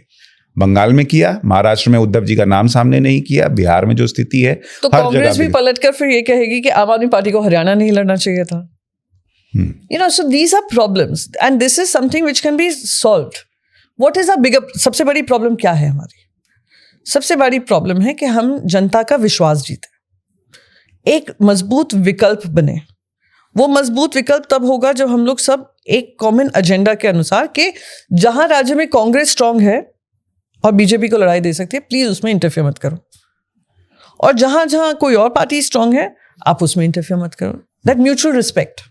नहीं, और उसके लिए फिर आप क्या कॉम्प्रोमाइज करेंगे ये भी आपको तय करना पड़ेगा। हाँ। क्योंकि जैसे अगर आप कहेंगे एक जगह पर कि अरविंद केजरीवाल महाभ्रष्ट हैं, इन्होंने शीश महल बना लिया, ये आदमी तो करप्ट है, इसने लिकर पॉलिसी में ये कर लिया, ये सब ने बोला है कांग्रेस में। अजय माकन ने प्रेस कॉन्फ्रेंस कर करके बताया है कि भ्रष्टाचार हुआ है, ठीक है, और फिर आप उनके साथ खड़े होंगे मंच पर तो लोग कहेंगे ना कि ये क्या है, फिर आपने क्या किया। खाली मोदी को हराने के लिए आप कहीं भी अपनी आइडियोलॉजी पीछे कर देंगे, फिर कैसे चलेगा? नहीं, सबसे पहले तो ये बात मोदी को हराने की बात नहीं है, ये बात है कि देश में एक ऐसी सरकार जहाँ इंस्टीट्यूशन स्ट्रांग रहें, सेंट्रलाइजेशन ऑफ पावर नहीं हो, और अगर सरकार उस तरफ जा रही है तो उसके ऊपर एक मजबूत विकल्प बनकर अपना कम्युनिकेशन जनता तक पहुंचाएं। तो ये एक सीरियस कॉन्वर्सेशन का विषय है और इससे हमें बचना नहीं चाहिए। हाँ, मतलब या तो केजरीवाल भ्रष्ट है या नहीं है। हाँ, तो सहूलियत के हिसाब से नहीं हो सकता। तो वही तो similarly it works the other way around also. तो हर तरफ से हो रहा है। तो ये कुछ क्योंकि पार्लियामेंट जब होता है सब लोग एक साथ मिलकर करते हैं, और जैसे ही स्टेट इलेक्शंस आते हैं हम देखते हैं कि कहीं ना कहीं आपसी मतभेद होता है।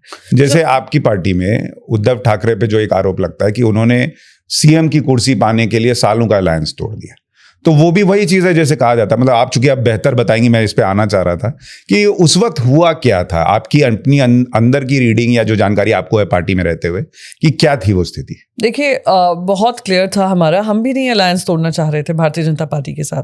और भारतीय जनता पार्टी से जब बातचीत हुई थी अलायंस, जब लोकसभा के चुनाव आ रहे थे 2014 के बाद 2019 के जो लोकसभा के चुनाव आ रहे थे, तो जब अमित शाह जी वहाँ पर आए थे तो अमित शाह जी से कहा गया था कि हम लोग लोकसभा के साथ साथ हम आने 4 महीने बाद तो वहाँ पे स्टेट इलेक्शंस होते हैं, तो एक ही साल में दोनों इलेक्शंस होते हैं महाराष्ट्र में, तो हम उसकी भी चर्चा कर लें कि क्या सीट शेयरिंग होगी।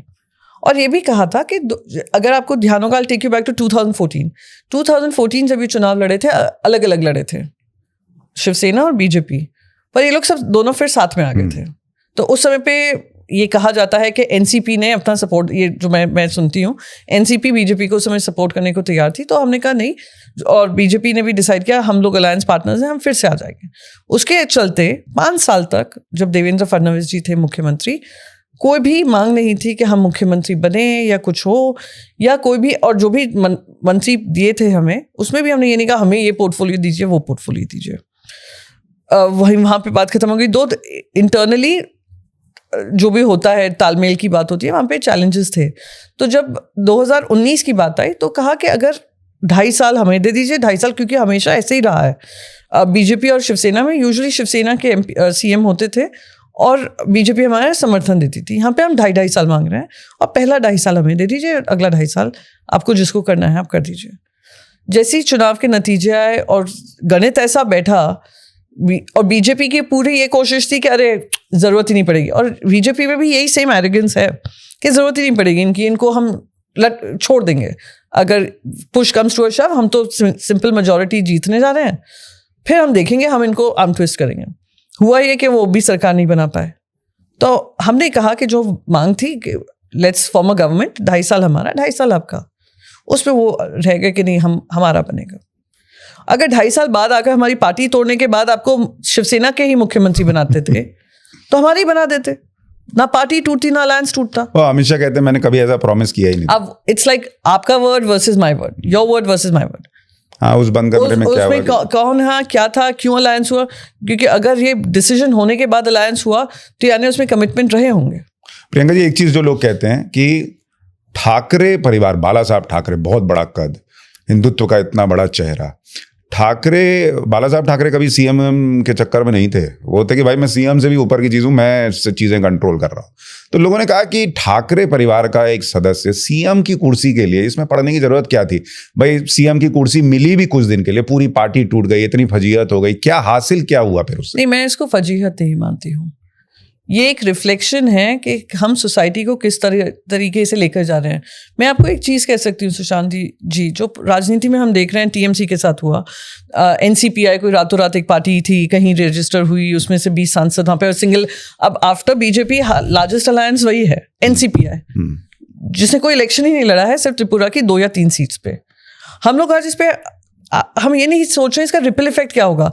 जनता को लगेगा हाँ it's okay to be corrupt, politically you won on some symbol and then you go on to another symbol. Media उसको फैलाएगी अरे ये चाणक्य मूव है।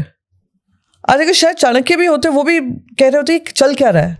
क्योंकि क्या होता है, एक देश के संस्कार और संस्कृति होते हैं, देश की एक रणनीति होती है कि हम क्या संदेश अपनी सोसाइटी में दे रहे हैं।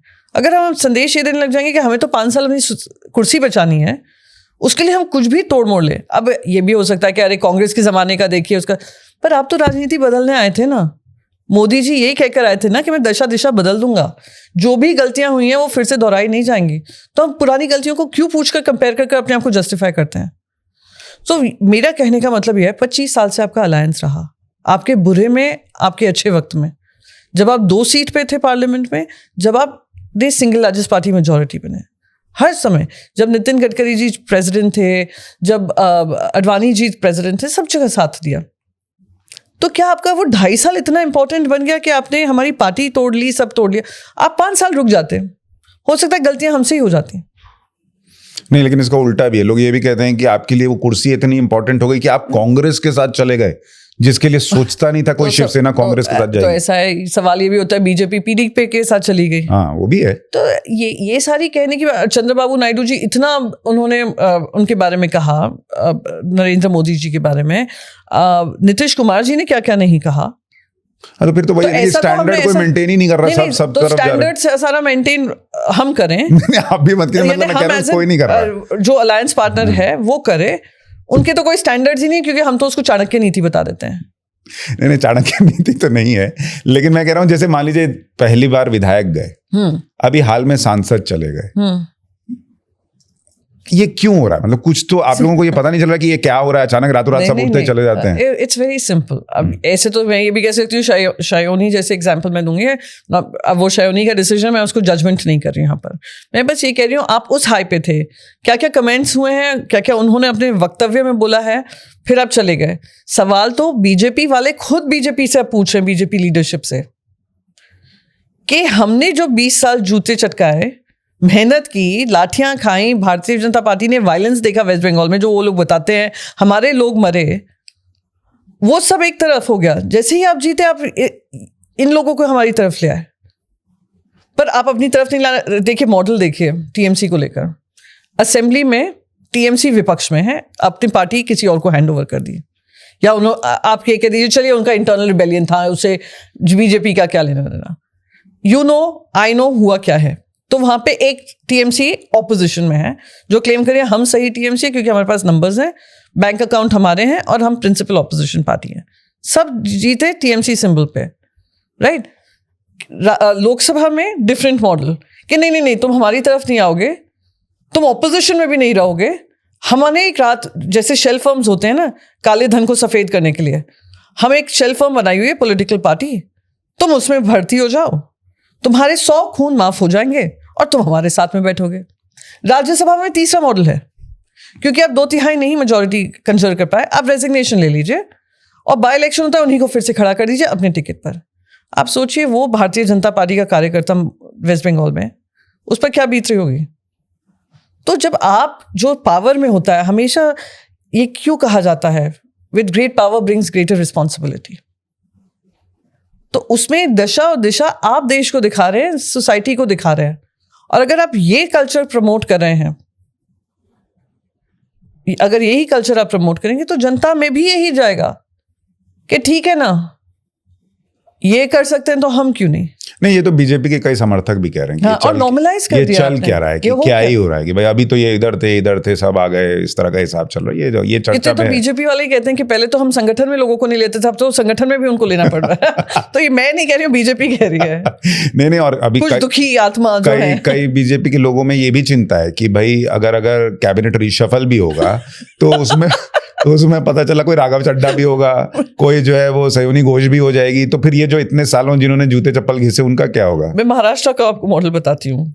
अब जैसे आप मुझसे कहते हैं आप कांग्रेस में जाके बैठ गए, महाराष्ट्र में बीजेपी अजीत पवार जी के ऊपर किसने क्या क्या नहीं कहा था। He is unfortunately not with us, पर क्या क्या नहीं बोला गया था। फिर वो ठीक है, चक्की पीसिंग हो गया, 70,000 करोड़ का घोटाला हो गया, सब हो गया।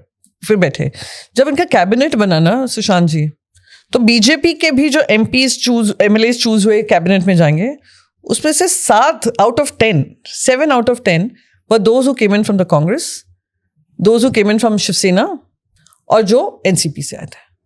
अभी भी महाराष्ट्र में अगर आप उनका कॉम्पोजिशन देखेंगे, वैसे ये तो यही होने वाला है। असंतुष्टि वहीं से शुरू होती है। अभी तो भय है कि संगठन, आरएसएस, नरेंद्र मोदी जी, अमित शाह जी, पर जब ये एक बार हटेगा, क्योंकि सबके एस्पिरेशंस होती है with in the system also, सालों तक उन्होंने मेहनत किया, और फिर वो एकदम से देखता कि कोई और, हमने किसी और को उठाकर लेकर बिठा दिया है। अब आप लोकसभा में भी देखिए, भारतीय जनता पार्टी के लोकसभा के चुने हुए सांसद में से अबव 50% कांग्रेस के आए हुए होंगे। उसी में आपका जवाब है। हेमंता को देखिए, आज के चीफ मिनिस्टर शुवेंदु अधिकारी जी ले लीजिए, हिमंतु बिस्वा शर्मा ले लीजिए, प्रेमा खांडू जी ले लीजिए, वो कांग्रेस में थे, बहुत सारे हैं। सो टॉप पोजीशन वही हो रहा है। ये मैं नहीं कह रही हूँ, ये बीजेपी के लोग कह रहे हैं। As an observer I can see it happen. एक सवाल लोग ये भी पूछ रहे हैं, प्रियंका चतुर्वेदी बीजेपी में कब जा रही है? पूरा राम कहानी खत्म हो गई, पूछ रहे हैं कि राम कहाँ है। आई मीन इट्स लाइक, ये मैंने जब पार्लियामेंट का सेशन मेरा खत्म हो रहा था, देखिए जैसे मैंने आपको कहा 2024 में मुझे पता था कि होना है और मुझे वापस नहीं आना। मैंने अपना लाइफ में एक चीज मैं कहूंगी, जो मेरे पापा ने मुझे संस्कार दिए, मेरे माता पिता ने दिए, कि लाइफ में जो मिला वो भला, जो छूटा वो भी भला। आप यहाँ पर जिंदगी भर एक ही आस और मांग लेकर नहीं जिंदगी काटने आए हो अपने। जो मिला हिस्से से ज्यादा मिला, वो 6 साल का समय मिला, और उसका तुम भगवान को शुक्रगुजार कर कर आगे बढ़ो। ये मेरी फेयरवेल स्पीच भी थी। पर ये कहो कि नहीं मुझे तो कैसे भी करके यहाँ पे बने रहना है, हो सकता है मेरी राजनीतिक रास्ता खत्म हो जाए मेरे लिए, but I can tell you one thing, with 0 regret होगा, क्योंकि जब मैं उसमें थी मैंने अपना 100% योगदान दिया, 100% से ऊपर उठकर किया।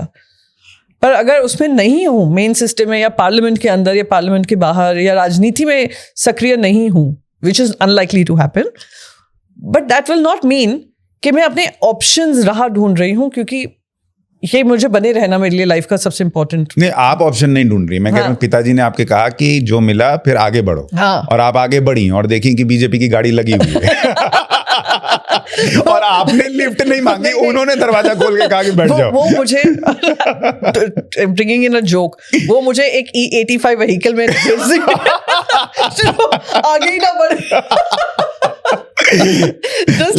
लेकिन ऐसा तो नहीं कि कभी कोई अच्छा ऑफर हो बीजेपी से तो आप नहीं ही जाएंगे, ऐसा दरवाजा तो बंद नहीं है? नहीं, देखिए लाइफ में एक बार हुआ था, क्योंकि मेरे उस ट्वीट को लेकर लोगों ने बहुत मुझे ट्रोल किया था जब मैंने शिवसेना का हाथ पकड़ा था। किसी ने, कांग्रेस पार्टी में मैं थी, वोकल वक्ता थी, सब थी, उसमें लिखा था, किसी ने पार्टी चेंज की, I think it was someone, I can't recall who it was. तो मैंने कहा ऐसे कैसे हो सकता है कि एक दिन आप इस पार्टी में दूसरे दिन किसी और में चले जाओ। मैंने लिखा है, वो डिलीट भी हुआ है नहीं हुआ, I don't know, it's there. और मेरे साथ भी वही घटना हुई। मेरे कारण बहुत अलग थे, बहुत ही अलग थे, जिसमें मैं पढ़ना नहीं चाहती हूँ।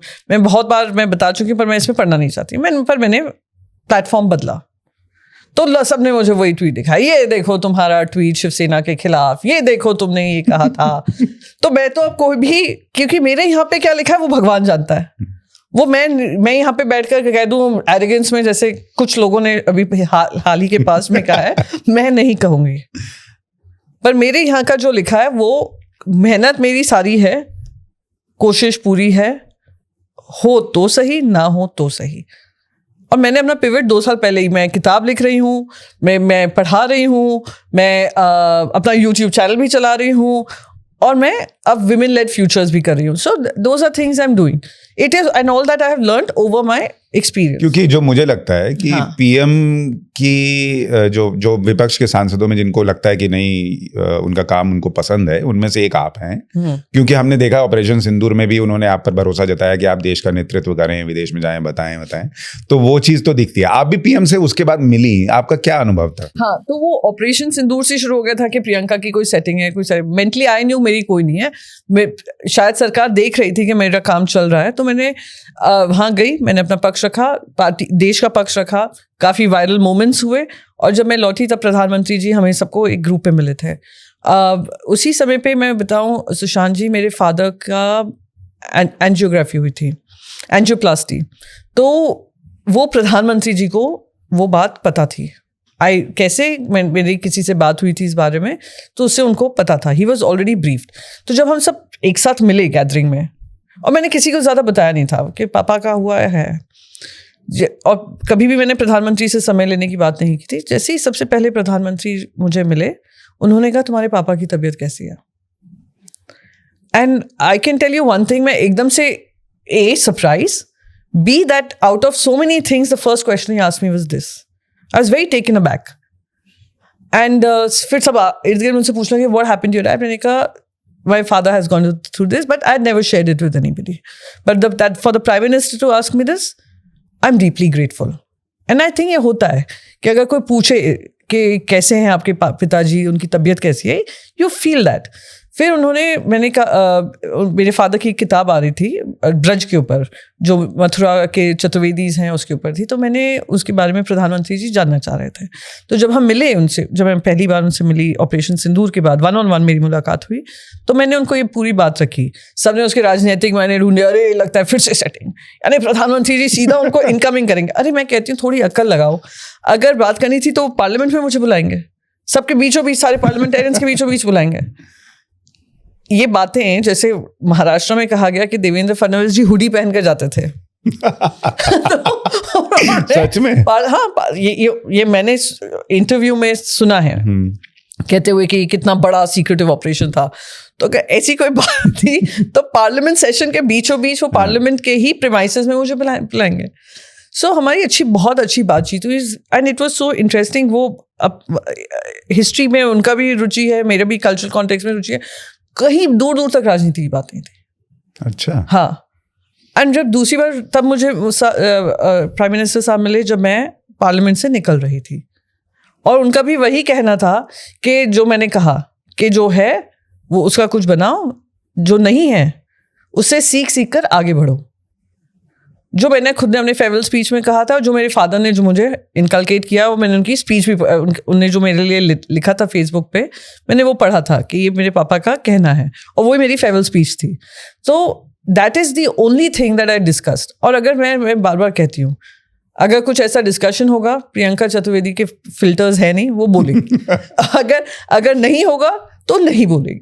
अच्छा, जब आप पीएम से मिली, ये जो 2-3 आपके इंटरेक्शन है, कोई ऐसी चीज जो आपको लगा कि पीएम को लेकर आपका एक मिसकंसेप्शन था जो टूटा, कि नहीं ये आदमी वैसा नहीं है? आई थिंक सबसे पहले तो वही कि जब उन्होंने मेरे फादर के बारे में पूछा, तो सबसे पहले मैं यही सोच रही थी मन में, मैं कितना इनको अपोज करती हूँ. And the first thing he asked me was about my father. You know, that was one thing कि राजनीति में हम लोग क्या करें क्या ना करें, वो हमारे राजनीतिक चॉइसेस हैं, और राजनीति से प्रभावित हम बात करते हैं. पर जिंदगी सिर्फ राजनीति नहीं है. जिंदगी में बहुत सारे पहिए हैं, बहुत सारी चीज़ें हैं. एज अ मदर हूँ मैं, एज अ डॉटर हूँ मैं, एज अ वाइफ हूँ मैं, एज अ पॉलिटिशियन हूँ मैं, एज अ वुमन हूँ मैं. बहुत हम किरदार होते हैं, हमारे अलग अलग होते हैं. पर मैं पूरा ही राजनीति में अपने आप को समावेश कर लूँ, ये प्रियंका की पर्सनैलिटी नहीं है. शायद हो सकता है ये प्रधानमंत्री की भी ना हो सकता है 24/7 हमें वो पॉलिटिशियन दिखते हों, प्राइम मिनिस्टर दिखते हों, पर उनका भी कोई एक साइड हो. जैसे अभी आपको याद होगा वो अजय राय जो है कांग्रेस के, उनको भी किया उन्होंने ट्वीट, या संजय राउत जब बीमार पड़े थे उनके लिए उन्होंने ट्वीट किया. तो हाँ ठीक है, पॉलिटिकली हम विरोध कर सकते हैं. हाँ, और वही मुझे लगता है कि जब उनसे हो तो ये चर्चा का विषय नहीं बनता है कि क्या ये लोग बीजेपी की तरफ जा रहे हैं. पर प्रियंका चतुर्वेदी से मिलने तो लोग ये तो जा ही रही है, ये तो पक्का ही है। और जब तक मैं पार्लियामेंट से निकली तब तक तो कितने अनगिनत ऑप्शंस मेरे लिए निकल गए थे। मैंने कहा, तो मैं मजाक कर रही थी एक दिन, मैंने कहा देखो अब तक आप लोगों ने मुझे मुस्लिम लीग से नहीं कनेक्ट किया है, अब तक आप लोगों ने MIM से नहीं किया है, अब तक आपने केरला कांग्रेस से नहीं किया है, अभी तक आपने लेफ्टिस्ट पार्टी से नहीं किया है, इन पार्टीज को क्यों छोड़ दिया? वो भी कॉम्बिनेशन लगा लेते। आपके पार्टी वालों ने तो फोन नहीं किया कि जा तो नहीं रही हो? नहीं, बिल्कुल नहीं। ये बात का बहुत सुकून है, इस वजह से मैं बहुत बेबाकी से बोलती भी हूँ कि मेरे पार्टी लीडरशिप वो as clear as I am कि मैं कहाँ हूँ, किस तरफ खड़ी हूँ। मैं सबको एक्सप्लेनेशन देती हूँ नहीं फिरती हूँ, क्योंकि मैं नहीं मानती कि मुझे अपना समय बर्बाद करना चाहिए। उद्धव जी के लिए आपकी रीडिंग क्या है? जो एज अ पॉलिटिशियन, कई बार लोग कहते हैं कि इंसान बहुत अच्छे हैं, शायद पॉलिटिशियन के लेवल पे, अपने पिताजी के लेवल पे ना हो, लेकिन इंसान बहुत अच्छे हैं। देखिए, आपकी रीडिंग क्या है? रीडिंग यही है, पॉलिटिशियन भी वो अच्छे हैं और पॉलिटिशियन वो मोर एडमिनिस्ट्रेटिव रोल की तरह दिखते हैं कि ये जो दिक्कतें हैं मेरे राज्य में, फॉर एग्जाम्पल आपने कोविड में देखा हर तरीके की राजनीति हुई, हर तरीके का कि ये नहीं करते हैं, वो नहीं करते हैं, पर जब मैनेजमेंट की बात आई, Maharashtra was amongst the best manage in terms of data transparency, scientific approach to a point. के मैं आपको एक और उदाहरण देती हूँ। जब केंद्र सरकार ने ये कहा कि जो वैक्सीन आई थी, केंद्र सरकार ने ये कहा कि हम प्रेग्नेंट महिलाओं को वैक्सीन नहीं देंगे, तो मैंने कहा अपनी सरकार से कि ऐसे कैसे हो सकता है, ये चॉइस तो महिला की होनी चाहिए ना, हो सकता है वो ना ले प्रेग्नेंट महिला। तो मुझे ये आर्ग्यूमेंट आया वहाँ से केंद्र सरकार से कि क्योंकि हमारे पास डेटा नहीं है, दुनिया भर में डेटा नहीं है। मैं अगर आप एक प्रेग्नेंट महिला को ये कहोगे कि कोई डेटा नहीं है, पर उसके ऊपर आप करना चाहती हो, तो वो चॉइस उनकी होनी चाहिए।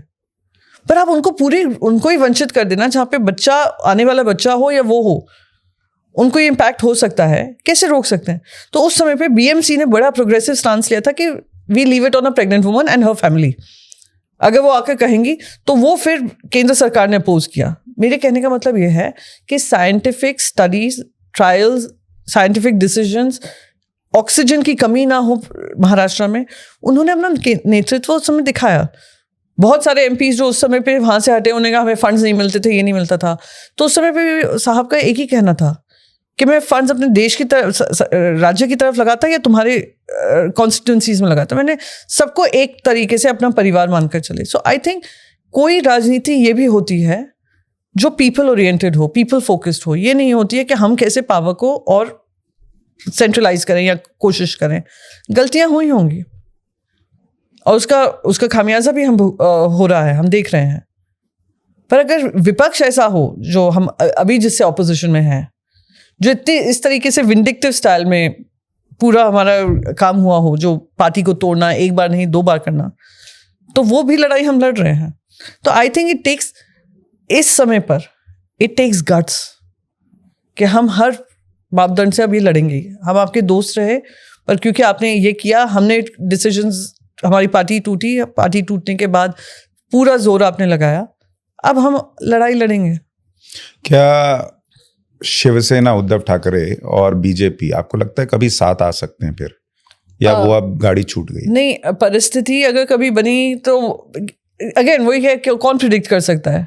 अच्छा, इसको थोड़ा चेंज करता हूँ सवाल को, क्योंकि आपको कैसे पता होगा कि आ सकते हैं या नहीं आ सकते हैं। लेकिन अगर आपसे कभी मान लीजिए उद्धव ठाकरे पूछे कि प्रियंका बताओ ऐसा ऑफर है बीजेपी से, या हमको लगता है कि हमको फिर से साथ आ जाना चाहिए, आप क्या सलाह देंगे? देखिए, जब वो कांग्रेस के साथ भी जा रहे थे तो सलाह मुझसे नहीं ली थी। अगर बीजेपी के साथ भी जाएंगे वो सलाह मुझसे नहीं ली जाएगी। पर जहां जो भी साहब निर्णय लेंगे वो निर्णय मेरे लिए स्वीकार्य होगा।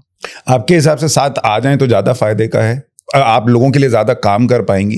नहीं, सिर्फ सरकार में बने रहकर काम करना ही एक तरीके से काम नहीं होता है। क्योंकि दोनों नेचुरल एलाई हैं, सबसे बड़ी बात। बीजेपी को समझने की जिम्मेदारी है, कौन नेचुरल है कौन अननेचुरल है। और अगर आप नेचुरल अलायंस इस तरीके से तोड़ मरोड़ कर करना चाहते हैं, करप्शन करना चाहते हैं, संविधान को एक तरफ कर रखना चाहते हैं, और वही आपकी तरीके से नेचुरल अलायंस हुआ, ये खामियाजा देश को ही भुगतना पड़ेगा। बीजेपी जब तक पावर में है, और साइकिल होती है सुशांत जी, कांग्रेस एक बार समय पे इनविंसिबल थी, हुआ ना, तो चक्कर होता है, पूरा सर्कल होता है। हाईज देखते हो तो लोज भी जाओगे, पूरा चक्कर होगा। हाँ, कुछ कुछ चीजें तो जैसे लोगों को, पर कुछ चीज आप हमेशा के लिए बदल देंगे। जैसे मुझे लगता है बीजेपी को एक बड़ा नुकसान जो हुआ, जिस पे उतनी चर्चा नहीं होती है, कि जो यूजीसी वाला कांड हुआ और उसमें जो बीजेपी का कोर वोटर है अपर कास्ट, वो बोले ना बोले वो अंदर से अभी भी नाराज है। आपको लगता है कि जो ये सवर्ण वोट है वो यूजीसी की वजह से बीजेपी से थोड़ा सा खिंचा हुआ है? देखिए, ऐसा माहौल था, एक मात्र सांसद अगर कोई था यूजीसी गाइडलाइंस के ऊपर बोलने वाला, वो मैं ही थी। और पार्लियामेंट के अंदर मैंने बोला था कि आप कैंपसेस पे जहर ला रहे हो। एक बार कैंपसेस मंडल कमीशन की वजह से बटे थे, दूसरी बार कैंपस को बांटने का काम हो रहा है, और ये बहुत बड़ी गलती होगी। आने वाली जनरेशन्स आपको माफ नहीं करेंगे। मैंने ये कहा था, उसके बाद काफ़ी लोगों ने उसको सराहाया था, प्रमोट किया था, सपोर्ट किया था। अगर वो यूजीसी गाइडलाइंस को लेकर आप सेंटिमेंट समझते हैं, उसके बाद I tell you series of events हुए हैं जिस वजह से देयर इज अनहैप्पीनेस। एक छोटा सा उदाहरण दूंगी। पंकज चौधरी जी अध्यक्ष बनकर आए यूपी बीजेपी का। वहाँ पे कोई मीटिंग हुई जहाँ पे सारे ब्राह्मण एमएलए जो थे मिले थे, तो उसको लेकर उन्होंने कहा कि ऐसे कैसे कास्ट बेस कैसे मीटिंग लगातार होती रहती है यूपी जैसे जगह पर। आप सिर्फ एक को चुनकर बोलें, ये ठीक नहीं है। अब आप रिप्रेजेंटेशन की बात करें तो सुप्रीम कोर्ट में भी अभी एक केस चल रहा है क्रीमी लेयर को लेकर। तो ये एक कलेक्टिव फीलिंग है। अगर जहाँ डेवलपमेंट होता है और सबको अपॉर्चुनिटीज मिले तो कोई नाराजगी नहीं होती है। पर अगर आप देखें कि अपॉर्चुनिटीज में इन टर्म्स ऑफ रिप्रेजेंटेशन इन सब में कहीं ना कहीं बैलेंस बिगड़ रहा है, तो कोई वर्ग तो उठाएगा ही अपनी आवाज। नहीं, और आप सुप्रीम कोर्ट के जिस केस की बात कर रही हैं जिसमें क्रीमी लेयर पे चर्चा चल रही है, अभी एक दिन पहले की बात है, सरकार के वकील ने सुप्रीम कोर्ट में खड़े होकर कह दिया है कि वो SC ST में क्रीमी लेयर के पक्ष में ही नहीं है, वो नहीं होगा। तो बताइए फिर क्या होगा? ये सारी चीजें फिर अल्टीमेटली होती है ना जब आपके बच्चों के साथ वो देखते हैं। पर मुझे तो खैर मुझ पे तो आरोप लगा ही दिया जाता है, सोशल मीडिया पे मेरी ट्रोलिंग होती है इस बात को लेकर। पर मेरी मांग ये नहीं है कि आप कहीं से भी रिजर्वेशंस का जो बना हुआ स्ट्रक्चर है आप उसमें इंटरफेयर करें या पर मैं मानती हूँ उसमें कोई अकाउंटेबिलिटी तो हो। क्या आज जो OBC कम्युनिटीज़ हैं, and I am saying this with all honesty, OBC communities में हर कम्युनिटी को उसका फ़ायदा मिला है, इक्वल फ़ायदा मिला है? डेटा बताएगा नहीं मिला है। कुछ लोगों ने उसको कॉर्नर किया है, कुछ कम्युनिटीज़ ने कॉर्नर किया। सिमिलरली SC ST में क्या हर वर्ग SC ST जो माना गया है सारे वर्ग को फ़ायदा हुआ है? आप कहेंगे, वो डेटा ही देखेंगे, वो बताएगा नहीं हुआ है, क्योंकि कास्ट सेंसस नहीं हुआ है ना, तो हमें पता नहीं है। जब होगा तो ये सारे आंकड़े आएंगे सामने। नहीं, और सीधी सी बात है जो चर्चा में भी आता है होना चाहिए कि अगर SC ST के लिए कोई मान लीजिए पद रिजर्व है और उसमें कोई पहुंच गया है ऊपर तक, फिर भी उसके बच्चों को अगर रिजर्वेशन मिल रहा है तो जो पीछे रह गया उसको कैसे मिलेगा? आई थिंक ये जब सुप्रीम कोर्ट में इसकी चर्चा हो रही थी तो उस पर जजेस ने जो सुन रहे हैं उनके ये रिमार्क्स रहे हैं कि अगर आप दोनों ब्यूरोक्रेट्स हैं, सीनियर ब्यूरोक्रेट्स हैं, तो रिजर्वेशन आपको उसका फायदा मिला है, आप मूव कर चुके हैं अपवर्ड्स, तो वो अपवर्ड मूवमेंट के चलते कब तक ये बात हुई थी, तो हो सकता है इसलिए सुप्रीम कोर्ट में सरकार ने ये दलील दी। हाँ, नहीं, लेकिन अब सरकार कह रही है कि ये सेंटर तय करेगा। हाँ, सुप्रीम कोर्ट तय, पार्लियामेंट तय करेगी। I think it is also about jurisdiction. That argument can be valid कि ज्यूरिसडिक्शन किसका है, ये किसके नेतृत्व में आता है, पर क्या वो ज्यूरिसडिक्शन को आइडेंटिफाई कर क्या आप उस पर कार्रवाई करेंगे? आपके हिसाब से SC ST को जो रिजर्वेशन मिल रहा है उसमें क्रीमी लेयर होना चाहिए? मैंने इस पे ज़्यादा सोचा नहीं है, क्योंकि ये जो कॉन्स्टिट्यूशनली देखें तो क्रीमी लेयर का फैक्टर नहीं था कॉन्स्टिट्यूशन में, क्योंकि SC ST को कॉन्स्टिट्यूशन से ही मिला हुआ है अधिकार। OBC कम्युनिटी में ये था, जब मंडल कमीशन इम्प्लीमेंट किया था, मंडल कमीशन की रिपोर्ट को इम्प्लीमेंट किया था, उसमें ये था OBCs में कि क्रीमी लेयर का स्ट्रक्चर हो। हाँ, तो OBC में है। हाँ, लेकिन SC ST में होना चाहिए। मुझे तो सबसे पहले लगता है उसमें ऑडिट होना चाहिए।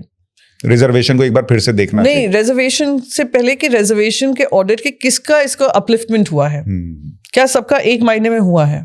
कोई छूने को तैयार नहीं है। वो तो ऐसा लगता है कि हाथ ही जल जाएगा। मुझे याद है, मैं तो बस अगर जैसे मैं अभी कह रही हूँ, और मैं इस हिसाब से नहीं कह रही हूँ कि किसी से किसी का अधिकार छीन लो। समानता की अगर देश में लड़ाई चल रही है तो जो सही मायने में समानता होनी चाहिए कि जिस वर्ग को अभी भी अति पिछड़े हैं, ये हैं, क्या उनको वो मिल पा रहा है? Can we have a honest discussion? On this. मुझे पता है ये जैसी रिलीज होगा सब मुझे ट्रोल करने लग जाएंगे कि उससे क्या फर्क कि ये पड़ता है? एंटी वो है, एंटी रिजर्वेशन। नहीं, उसमें एक चीज और कहेंगे, सुशांत सिन्हा बेटा है अपर कास्ट है, ये अपर कास्ट है चतुर्वेदी, इसलिए ऐसी बात। वो ये नहीं समझ रहे कि हम मिल के ये कह रहे हैं कि रिजर्वेशन रखो, लेकिन SC ST में जिसको नहीं मिला उसको दो, कि फायदा सब तक पहुंचे, आवाजें उनमें सभी की हों। भाई जैसे सरकार कह रही थी कि मुसलमानों में पसमानदा मुसलमान पीछे रह गए, उनको आगे तो एक रिपोर्ट भी बता रही है। हाँ, तो उसी तरीके से SC ST में आज भी जो पिछड़े हैं, हाँ, उनको मौका दीजिएगा ना, लेकिन कोई छूने को तैयार। देखिए मैं एक और चीज है मेरे साथ, मैं महाराष्ट्र से आती हूँ, मुंबई से खास करके। मुंबई में इतना कास्ट नैरेटिव नहीं है। अगर मैं कभी मैं भी समझ में सरनेम सुनकर मुझे अभी तक भी ये नहीं आता है कि कौन सा है, पर उत्तर प्रदेश हुआ, बिहार हुआ, कुछ राज्य हुए जहाँ पे ये बहुत ज्यादा मायने रखता है। तो हो सकता है किसी को लगे मैं बहुत फ्लिपेंट बोल रही हूँ, पर मैं ये बहुत सोच समझ कर बोल रही हूँ कि बहुत कम्युनिटीज हैं उनमें भी उस रिजर्वेशन का जो फायदा उनको मिल सकता है जो हम तक नहीं पहुंच रहा है। ये एक जेन्युइन ऑडिट होने की जरूरत है। लेकिन प्रियंका जी दिक्कत क्या है ना, आप देखिए मोहन भागवत जी ने बिहार इलेक्शन के वक्त एक बार रिजर्वेशन पे चर्चा फिर से होनी चाहिए, उस पर पुनर्विचार होना चाहिए, कहा, बीजेपी बिहार हार गई। ठीक है, अभी बीच में 2024 में ये नैरेटिव बना कि बीजेपी अगर फिर से सत्ता में आएगी तो रिजर्वेशन खत्म कर देगी, उसका भी इम्पैक्ट माना जाता है इनके 240 होने। तो कौन रिजर्वेशन के लिए बात करेगा एकदम से? मतलब वो ऐसी चीज हो गई कि कोई छूना नहीं चाहता, बोलना नहीं चाहता, बात नहीं। आई रिमेंबर किसने कहा था, आई डोंट रिमेंबर, किसी पॉलिटिशियन ने कहा कि एक लाइव वायर है जो पॉलिटिशियन छू लेगा वो मरेगा ही। सो मैं तो फिर भी थोड़ा बहुत बात कर लेती हूँ, बट यू वोंट फाइंड। मुझे लग रहा है कि आप खुल के बोल दे रही है, ये बड़ी बात है। हाँ, मैं because I think I speak for my self, and I can be labelled anything, it doesn't matter, but I am saying this for a larger society का थिंग कि ये सभी को इसका फायदा मिलना चाहिए। रिजर्वेशन हो पर सभी को फायदा मिले, कुछ लोग उसको कॉर्नर करना बैठे। अच्छा, अभी आप ट्रोल्स की बात कर रही थी, ट्रोल आपको किया जाता है, आप उसको हैंडल कैसे करती हैं? पढ़ती हैं सारे मैसेजेस, पढ़ती हैं? मैं काफी पढ़ती हूँ, अपने बच्चों को भी पढ़ाती हूँ कभी-कभी, so that they also become mentally stronger. क्योंकि जो ये वो वाले कमेंट्स पढ़ ले मेरे बारे में और जो चीजें मेरे बारे में कही जाती हैं, तो कहीं ना कहीं वो लोग भी स्ट्रांग हो जाए, मेंटली स्ट्रांग हो जाए। कभी वो आके उन्होंने कोई चीज दिखाई कि मम्मा ये परेशान कर रहा है, ये क्या लिख दिया आपके लिए? आई थिंक वंस मेरे बेटे ने, किसी ने कुछ उल्टा सीधा कहा था, so my son came and told me look what they are speaking. So मैंने कहा अगर हम ये लोग कहीं के बैठे हैं और कुछ बोल रहे हैं, कुछ राजनीतिक उनके बात हो रही है, तो उसका मतलब ये नहीं हुआ कि it is true. And I tell you Sushant ji, कभी कभी इरिटेट होती हूँ, दुख होता है कि इतना अपने मुद्दों पे, आपने जैसे मेरा पार्लियामेंट्री रिकॉर्ड बताया, हर चीज को एक तरफ कर कैरेक्टर असैसिनेशन कर देना, और इसमें जनता नहीं होती है, पॉलिटिकल पार्टी के कुछ लोग होते हैं जो एक दूसरे को नीचा गिराने में लगे रहते हैं, ट्विटर पे खास करके, और इनडायरेक्टली भी चलाने लगे। अब क्या हो गया, सोशल मीडिया पे सबके गैंग्स हैं, तो खुद कोई बुरा बनता नहीं है, ऐसे लोगों को लगा देते हैं। अब तो ये भी है, इतने सारे यूट्यूब चैनल्स हो गए, चलिए आपका कंटेंट अच्छा, हमारा कंटेंट ठीक है, पर बहुत सारे यूट्यूब चैनल सिर्फ कैरेक्टर असैसिनेशन के लिए बने हैं। मेरे बारे में क्या क्या नहीं फैलाया गया, वो ऑपरेशन सिंदूर से लेकर मेरे पार्लियामेंट एग्जिट तक, मैं आपको यकीन नहीं होगा कितने निम्न स्तर के मेरे बारे में कमेंट्री होती थी। पर मैं कब तक हम लोग इस पे, अगर मैं इसी पे ध्यान दूंगी तो मेरा जो लक्ष्य मैं उससे अलग हो जाऊंगी। तो वो मैंने ये स्वीकारा है, एंड आई मूव्ड ऑन। और फिर वो और लेवल नीचे करते हैं, हाँ। देखते हैं कि इस पे रिएक्ट नहीं कर रही हैं तो या नहीं कर रहे हैं, तो बच्चों पे, पत्नी पे, मतलब मेरे लिए पत्नी आपके लिए पति हो सकता है, और इस तरह से मतलब वो परिवार पे आ जाता है कि मतलब इतना बिलो द बेल्ट करो कि कुछ तो रिएक्ट करे। Exactly, so this is another drawback जो मैंने देखा कि राजनीति में ये नया डिमेंशन आया है कि एक तरफ हम सशक्तिकरण की बात कर रहे हैं, महिला सशक्तिकरण की, विमेन लेड डेवलपमेंट की, विमेन लेड फ्यूचर्स की, दूसरी तरफ हम क्या क्या नहीं कह रहे हैं उसी महिला के बारे में। सही बात। एक महिला जो अपने, जैसे मैंने शुरू में ही कहा, ऐसे परिवार से आई जिनका राजनीति से कोई लेना देना नहीं, उन्होंने अपनी जगह बनाई। आप ये कह दो पार्टी हॉपिंग करके बनाई, आप ये कह दो कि इस वजह से बनाई, उस वजह से बनाई, वो आपका आउटलुक होगा, वो मेरा नहीं है। जैसे मैंने आपका पार्लियामेंट का रिकॉर्ड बताया, ये भी बहुत लोगों को नहीं पता होगा। हाँ, नहीं पता होगा कि आपका अटेंडेंस 90% है, इतने सवाल पूछे, ये किया वो क्या, सबको पता है कि अच्छा ये तो डिबेट में आती है, इससे लड़ ली, उससे भिड़ ली, ये हो गया, बस। So there is a public personality of yours, There's a आपका वो एक जिस पे आप ट्रोल हुई थी कि एक डिबेट में आई, आप थोड़ी जबान लड़खड़ा गई, ये शराब पी के आ गई। वो पूरा बकवास। अगेन उस दिन मेरी तबीयत बहुत खराब थी, फिर भी आई सेड मैंने वो डिबेट का कमेंट किया हुआ है, let me just do it. फिर बाद में YouTube ने किया, मैंने तो उसके ऊपर जवाब भी नहीं दिया। मैंने कहा ये अनदर, उस समय पे इतना हाइट पे था ये सारा नॉनसेंस मेरे बारे में, I ignored it. YouTube themselves did, जो YouTube प्लेटफॉर्म है जो लगातार वीडियोस पुट अप करे थे, they themselves did a check, तो वो वीडियो को स्लो डाउन किया गया था। There was manipulated video, it was slowed down to a point to make it look like I'm doing that. I did not need to clarify, वो खुद ही लिखने लगे this is looking like a manipulated video. अच्छा, this is a manipulated video. But again what do I, किस को जाकर समझाओ, और किसी को समझाओ तो फिर से कुछ नए उसमें से कुछ, ओ इसने ऐसे कहा, ये नहीं कहा, इसने क्लैरिफाई नहीं किया, उसके ऊपर लेकर क्या क्या मेरे बारे में नहीं कहा गया। सुशांत जी, मैं 20 साल से मैं स्पोक्स पर्सन रही हूँ, क्योंकि इनको और कुछ नहीं मिला, उन्होंने ये शुरू किया। पहले कांग्रेस में थी, जो हुआ जिस वजह से मैं निकली। कितनी महिलाएं कहती हैं इसी कारण की वजह से क्यों निकल गई। अरे नहीं है, मेरा टिपिंग पॉइंट कुछ होगा, आपका टिपिंग पॉइंट कुछ और होगा। मेरे लिए ये एक क्लियर रेड लाइन है। राजनीति में बने रहने के लिए मैं अपनी रेड लाइंस मिटा दूं, वो हो गई नहीं, अपने प्रिंसिपल्स मिटा दूं, वो हो गई नहीं मुझसे। और एज ए मदर मैं क्या योगदान दे रही हूँ फॉर माई चिल्ड्रंस अपब्रिंगिंग, वो मैं नहीं कर सकती। सिमिलरली कुछ रेड लाइंस हैं मेरी लाइफ में। 20 साल का तुमने मेरा जो काम रहा एक वीडियो के माध्यम से निकालने की कोशिश की, नहीं हुआ ना। It didn't stick with people no Priyanka's commitment. फिर ये भी कहा यहाँ जाएगी वहां जाएगी, क्या हुआ? जिन ने कहा वो वहां चले गए। जिन ने, I am like just looking that oh this, so it has stopped to surprise me, okay you don't know who is going where. हम ऐसे टाइम पे रह रहे हैं, कोई पता ही नहीं कौन कहाँ जा रहा है। 10,000 चैलेंजेस हम देखते हैं एज अ पॉलिटिशियन जो जेल में पड़ते हैं। एक महिला का सबसे बड़ा चैलेंज क्या होता है जब वो पॉलिटिशियन बनती है? आई थिंक सबसे बड़ा चैलेंज है कि लोगों को ये कन्विंस करना कि we are committed to this, और हम किसी के रहमो करम पे नहीं अपनी जगह बनाई है, अपनी काबिलियत पे बनाई है। ये जो बहुत सारा कंट्रीब्यूशन मैं मानती हूँ ओवर द इयर्स, जब एक ही जेंडर कब्जा कर ले एक जगह को, एंड मैं ये नहीं कह रही बाय डिज़ाइन भी है उसमें, पर संविधान ने हम सबको इक्वल अपॉर्चुनिटीज़ दी, होते होते बैरिकेड बन गए, बाउंड्रीज बन गई। और to keep women out, to make them feel के no you do not belong, ये तुम्हारे अधिकार क्षेत्र का ही नहीं है, क्या कर लोगी राजनीति में रख। अगर राजनीति में गई तो वही महिला आती है जो कॉम्प्रोमाइज करती हैं। ये एक सोसाइटी ने पूरा माइंडसेट बनाया, और जो आगे बढ़ गई कॉम्प्रोमाइज किया होगा, आगे बढ़ गई। हाँ, इसने कॉम्प्रोमाइज किया है कि कोई तो इसका माई बाप है इसमें जो फादर फिगर है, इस वजह से बनी।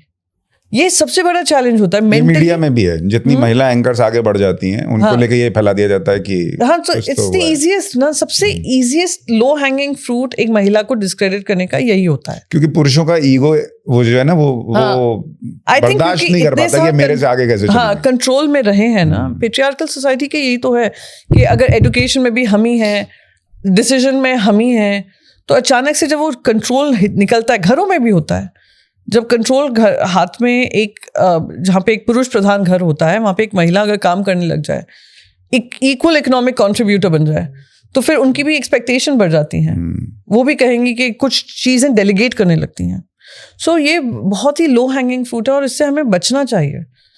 और इनफैक्ट अभी मैं कॉलेज में जहाँ मैं पढ़ाती हूँ, किसी ने कहा था कि people associate politics, women in politics to be, they create barricades by saying कि it's a dirty space. मैं who made it dirty? और अगर महिलाओं के बगैर इतना dirty हुआ है तो महिलाओं का होना उसको clean करने के लिए ज़रूरी है। So we have to be that force. And the second biggest challenge is to be taken कि तुम भी इसमें contribute कर सकते हो। For example, कि महिलाओं को अगर आप roles देखेंगे, अभी तो चलिए finance minister non-stop हमारी महिला रही हैं, external affairs minister Sushma Swaraj ji रही थी, and she was very successful at that. Indira Gandhi ji भी रह चुकी हैं before someone pounces at me. तो डिफेंस मिनिस्टर, हाँ, डिफेंस मिनिस्टर, तो before someone else pounces at me कि oh look you did not acknowledge earlier ministers and whatever, जो जिस क्षेत्र में काम किया है, तो ये कहना कि हम सिर्फ इसी तक सीमित रहेंगे, इस पे नहीं बात कर सकते हैं। काफ़ी बार ऐसा होता था कि हम लोग मैं कुछ, अगर जैसे मैंने क्रिप्टो करेंसी के बारे में कहा, वेब 3.0 के बारे में कहा, तो मुझसे आकर कुछ पुरुष कहते थे, male MPs, what do you know about crypto currency, what do you know about web 3.0, it's bad bad bad. Oh so you all some सर्वज्ञानी पीएचडी लेकर आए हो एंड एक महिला ये नहीं, इस पर चर्चा नहीं कर सकती है। तो ये जो माइंडसेट्स होते हैं कि उनको कैसे ब्रेक सालों से एक माइंडसेट ये बनाया गया है कि महिला सुंदर होगी तो दिमाग नहीं होगा, दिमाग है तो सुंदर नहीं होगा। हाँ, ये तो सबसे बड़ा है कि you can't be both and you can't be comfortable with both. This is a huge problem, but there's a silver lining कि लोग समझते हैं, आपकी credibility को देखते हैं। हर इंसान आपको उस वीडियो के माध्यम से नहीं जज करता है। जो जिनको करना है वो वही लोग हैं जिनने आपके बारे में एक डिसीजन लिया हुआ है। ये वो लोग नहीं है जो लोगों को समझते हैं या जानने की कोशिश करते हैं थ्रू देयर पब्लिक पर्सनालिटी। वो देखते हैं यार, हाउ कैन समवन से दिस अबाउट। So ये भी ऐसे भी बहुत लोग हैं। So there's a silver lining। और आप जैसी महिलाएं जो हैं वो देश की बहुत सारी महिलाओं को ये भी प्रेरित कर रही हैं कि भाई कोई कुछ कहे, अपनी चीज लेके चलो। बिल्कुल, आप बोलती खुलकर हैं, आप लड़ती खुलकर हैं, आप जो है हाथ में अपना धर्म पहन के चल रही हैं। आपको कोई वो नहीं है कि भाई मैं ये नहीं करूंगी, वो नहीं करूंगी, मेरी पॉलिटिक्स में इस पे असर पड़ जाएगा। यूजीसी पे खुल के बोल देती हैं, रिजर्वेशन पे खुल के बोल देती हैं। और आई थिंक ऐसे पॉलिटिक्स में लोगों का होना जरूरी है, सही बात। क्योंकि अगर कोई देश को आईना नहीं दिखाएगा, सरकारों को आईना नहीं दिखाएगा, सोसाइटी को आईना नहीं दिखाएगा, तो ये देश का इम्प्रूवमेंट होना भी स्टैग्नेंट हो जाएगा। वो होना नहीं चाहिए। जाते जाते मुझे एक लास्ट चीज बताइए, इतनी डिबेट आपने की है, डिबेट में आपका फेवरेट ओपोनेंट कौन है? जो जिस पार्टी से आता तो आप कहते हैं आज मजा आएगा कुछ तो at one point Sambit Patra and I used to, हमारे जैसे हम साथ में होते थे वो कॉम्बिनेशन में बहुत ज्यादा टीआरपी बढ़ी जाती थी और लोग used to pitch us one against the other. कभी अच्छे दिन मेरे होते थे, कभी अच्छे दिन उसके होते थे, but it was good. Then फिर ऑफ कोर्स अब तो संबित भी पार्लियामेंट में आ गए और वो डिबेट्स में कम आते हैं। दूसरे I think would be definitely Nalin Kohli. आजकल नलिन कोहली दिखते नहीं है, but Nalin, I believe Nalin has started to do live performances. पता है वो सिंगिंग करते हैं। अच्छा। एक में उन्होंने मुझे इनवाइट किया था, पर मैं उस समय दिल्ली में नहीं थी। तो Nalin Kohli ji was impressive. Then and वो तर्क पे बात करते हैं, यहाँ वहाँ की गंदगी नहीं लाते हैं। सुधांशु त्रिवेदी जी, ठीक है, वो इतिहास में जाते हैं, वो कॉन्टेक्स्ट बदल देते हैं, शेर व शायरी ले आएंगे, वो कुछ और नया फंडा ले आएंगे। बट सभ्यता, शाहनवाज हुसैन जी, सभ्यता, ये होना बहुत जरूरी है कि आप अग्री टू डिसएग्री। ये ना हो कि आप, मैं तो अपनी बात रखूंगा और इंसल्ट करने लग जाऊंगा, ये सही नहीं है। तो वो आई थिंक वो वापस फैशनेबल करना जरूरी है। मैं इनफैक्ट मैं जब रिसर्च करी थी अपने क्लास के लिए, तो मैं सुषमा स्वराज जी का 2014 का वीडियो देख रही थी as a leader of the opposition. जिस तरीके से, जिस भाषा में वो बात कर रही थी, अप्रिशिएट कर रही थी सरकार को, मनमोहन सिंह जी को, कमलनाथ जी को, सोनिया जी को, पर अपनी बात भी रख रही थी कि उनका क्या विरोध है। तो वो पर्सनल नहीं था, पर्सनल अप्रिसिएशन एक दूसरे के लिए थी, पर इशू अप्रिसिएशन बिल्कुल नहीं था। वो भी कॉन्वर्सेशन होती थी और वो सिर्फ 12 साल पहले की बात कर रही हूँ, वो खत्म हो गया। एक मिडिल ग्राउंड होना चाहिए जहाँ बातचीत बनी रहनी चाहिए और एक दूसरे के प्रति सम्मान बना। और मैं एक चीज दर्शकों को ये भी बता दूं कि ये जितने लोग डिबेट में आते हैं, ये डिबेट के बाद सब साथ में चाय पीते हैं, नाश्ता करते हैं, ये एक दूसरे का कत्ल नहीं करते। तो आप लोग अपने फैमिली व्हाट्सएप ग्रुप में इनकी डिबेट के चक्कर में मत लड़ा कीजिए। बिल्कुल, हाँ, बस टीआरपी बढ़ाइए, बाकी मत बड़ा करिए, वायरल करिए, बट यहाँ वहाँ की ये सोच। और ये मैं अपने परिवार में भी कहती हूँ कि जब फैमिली, बहुत लोग मुझे आकर कहते हैं कि हमारे परिवार में हमारी बातचीत खत्म हो गई, हम व्हाट्सएप ग्रुप से निकल गए, मेरी दोस्तियां खत्म हो गई।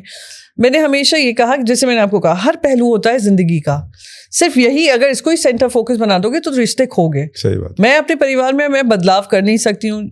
अगर मैं अपने 70 साल के ऊपर में जो मेरे इन लॉज हैं उनसे कहूँ कि नहीं क्योंकि मैं इसमें हूँ आपको भी वही होना है, वो करेंगे नहीं। They respect my sentiments, I respect theirs. वो रिस्पेक्ट जब खत्म होने लगती है तभी रिश्ते टूटते हैं।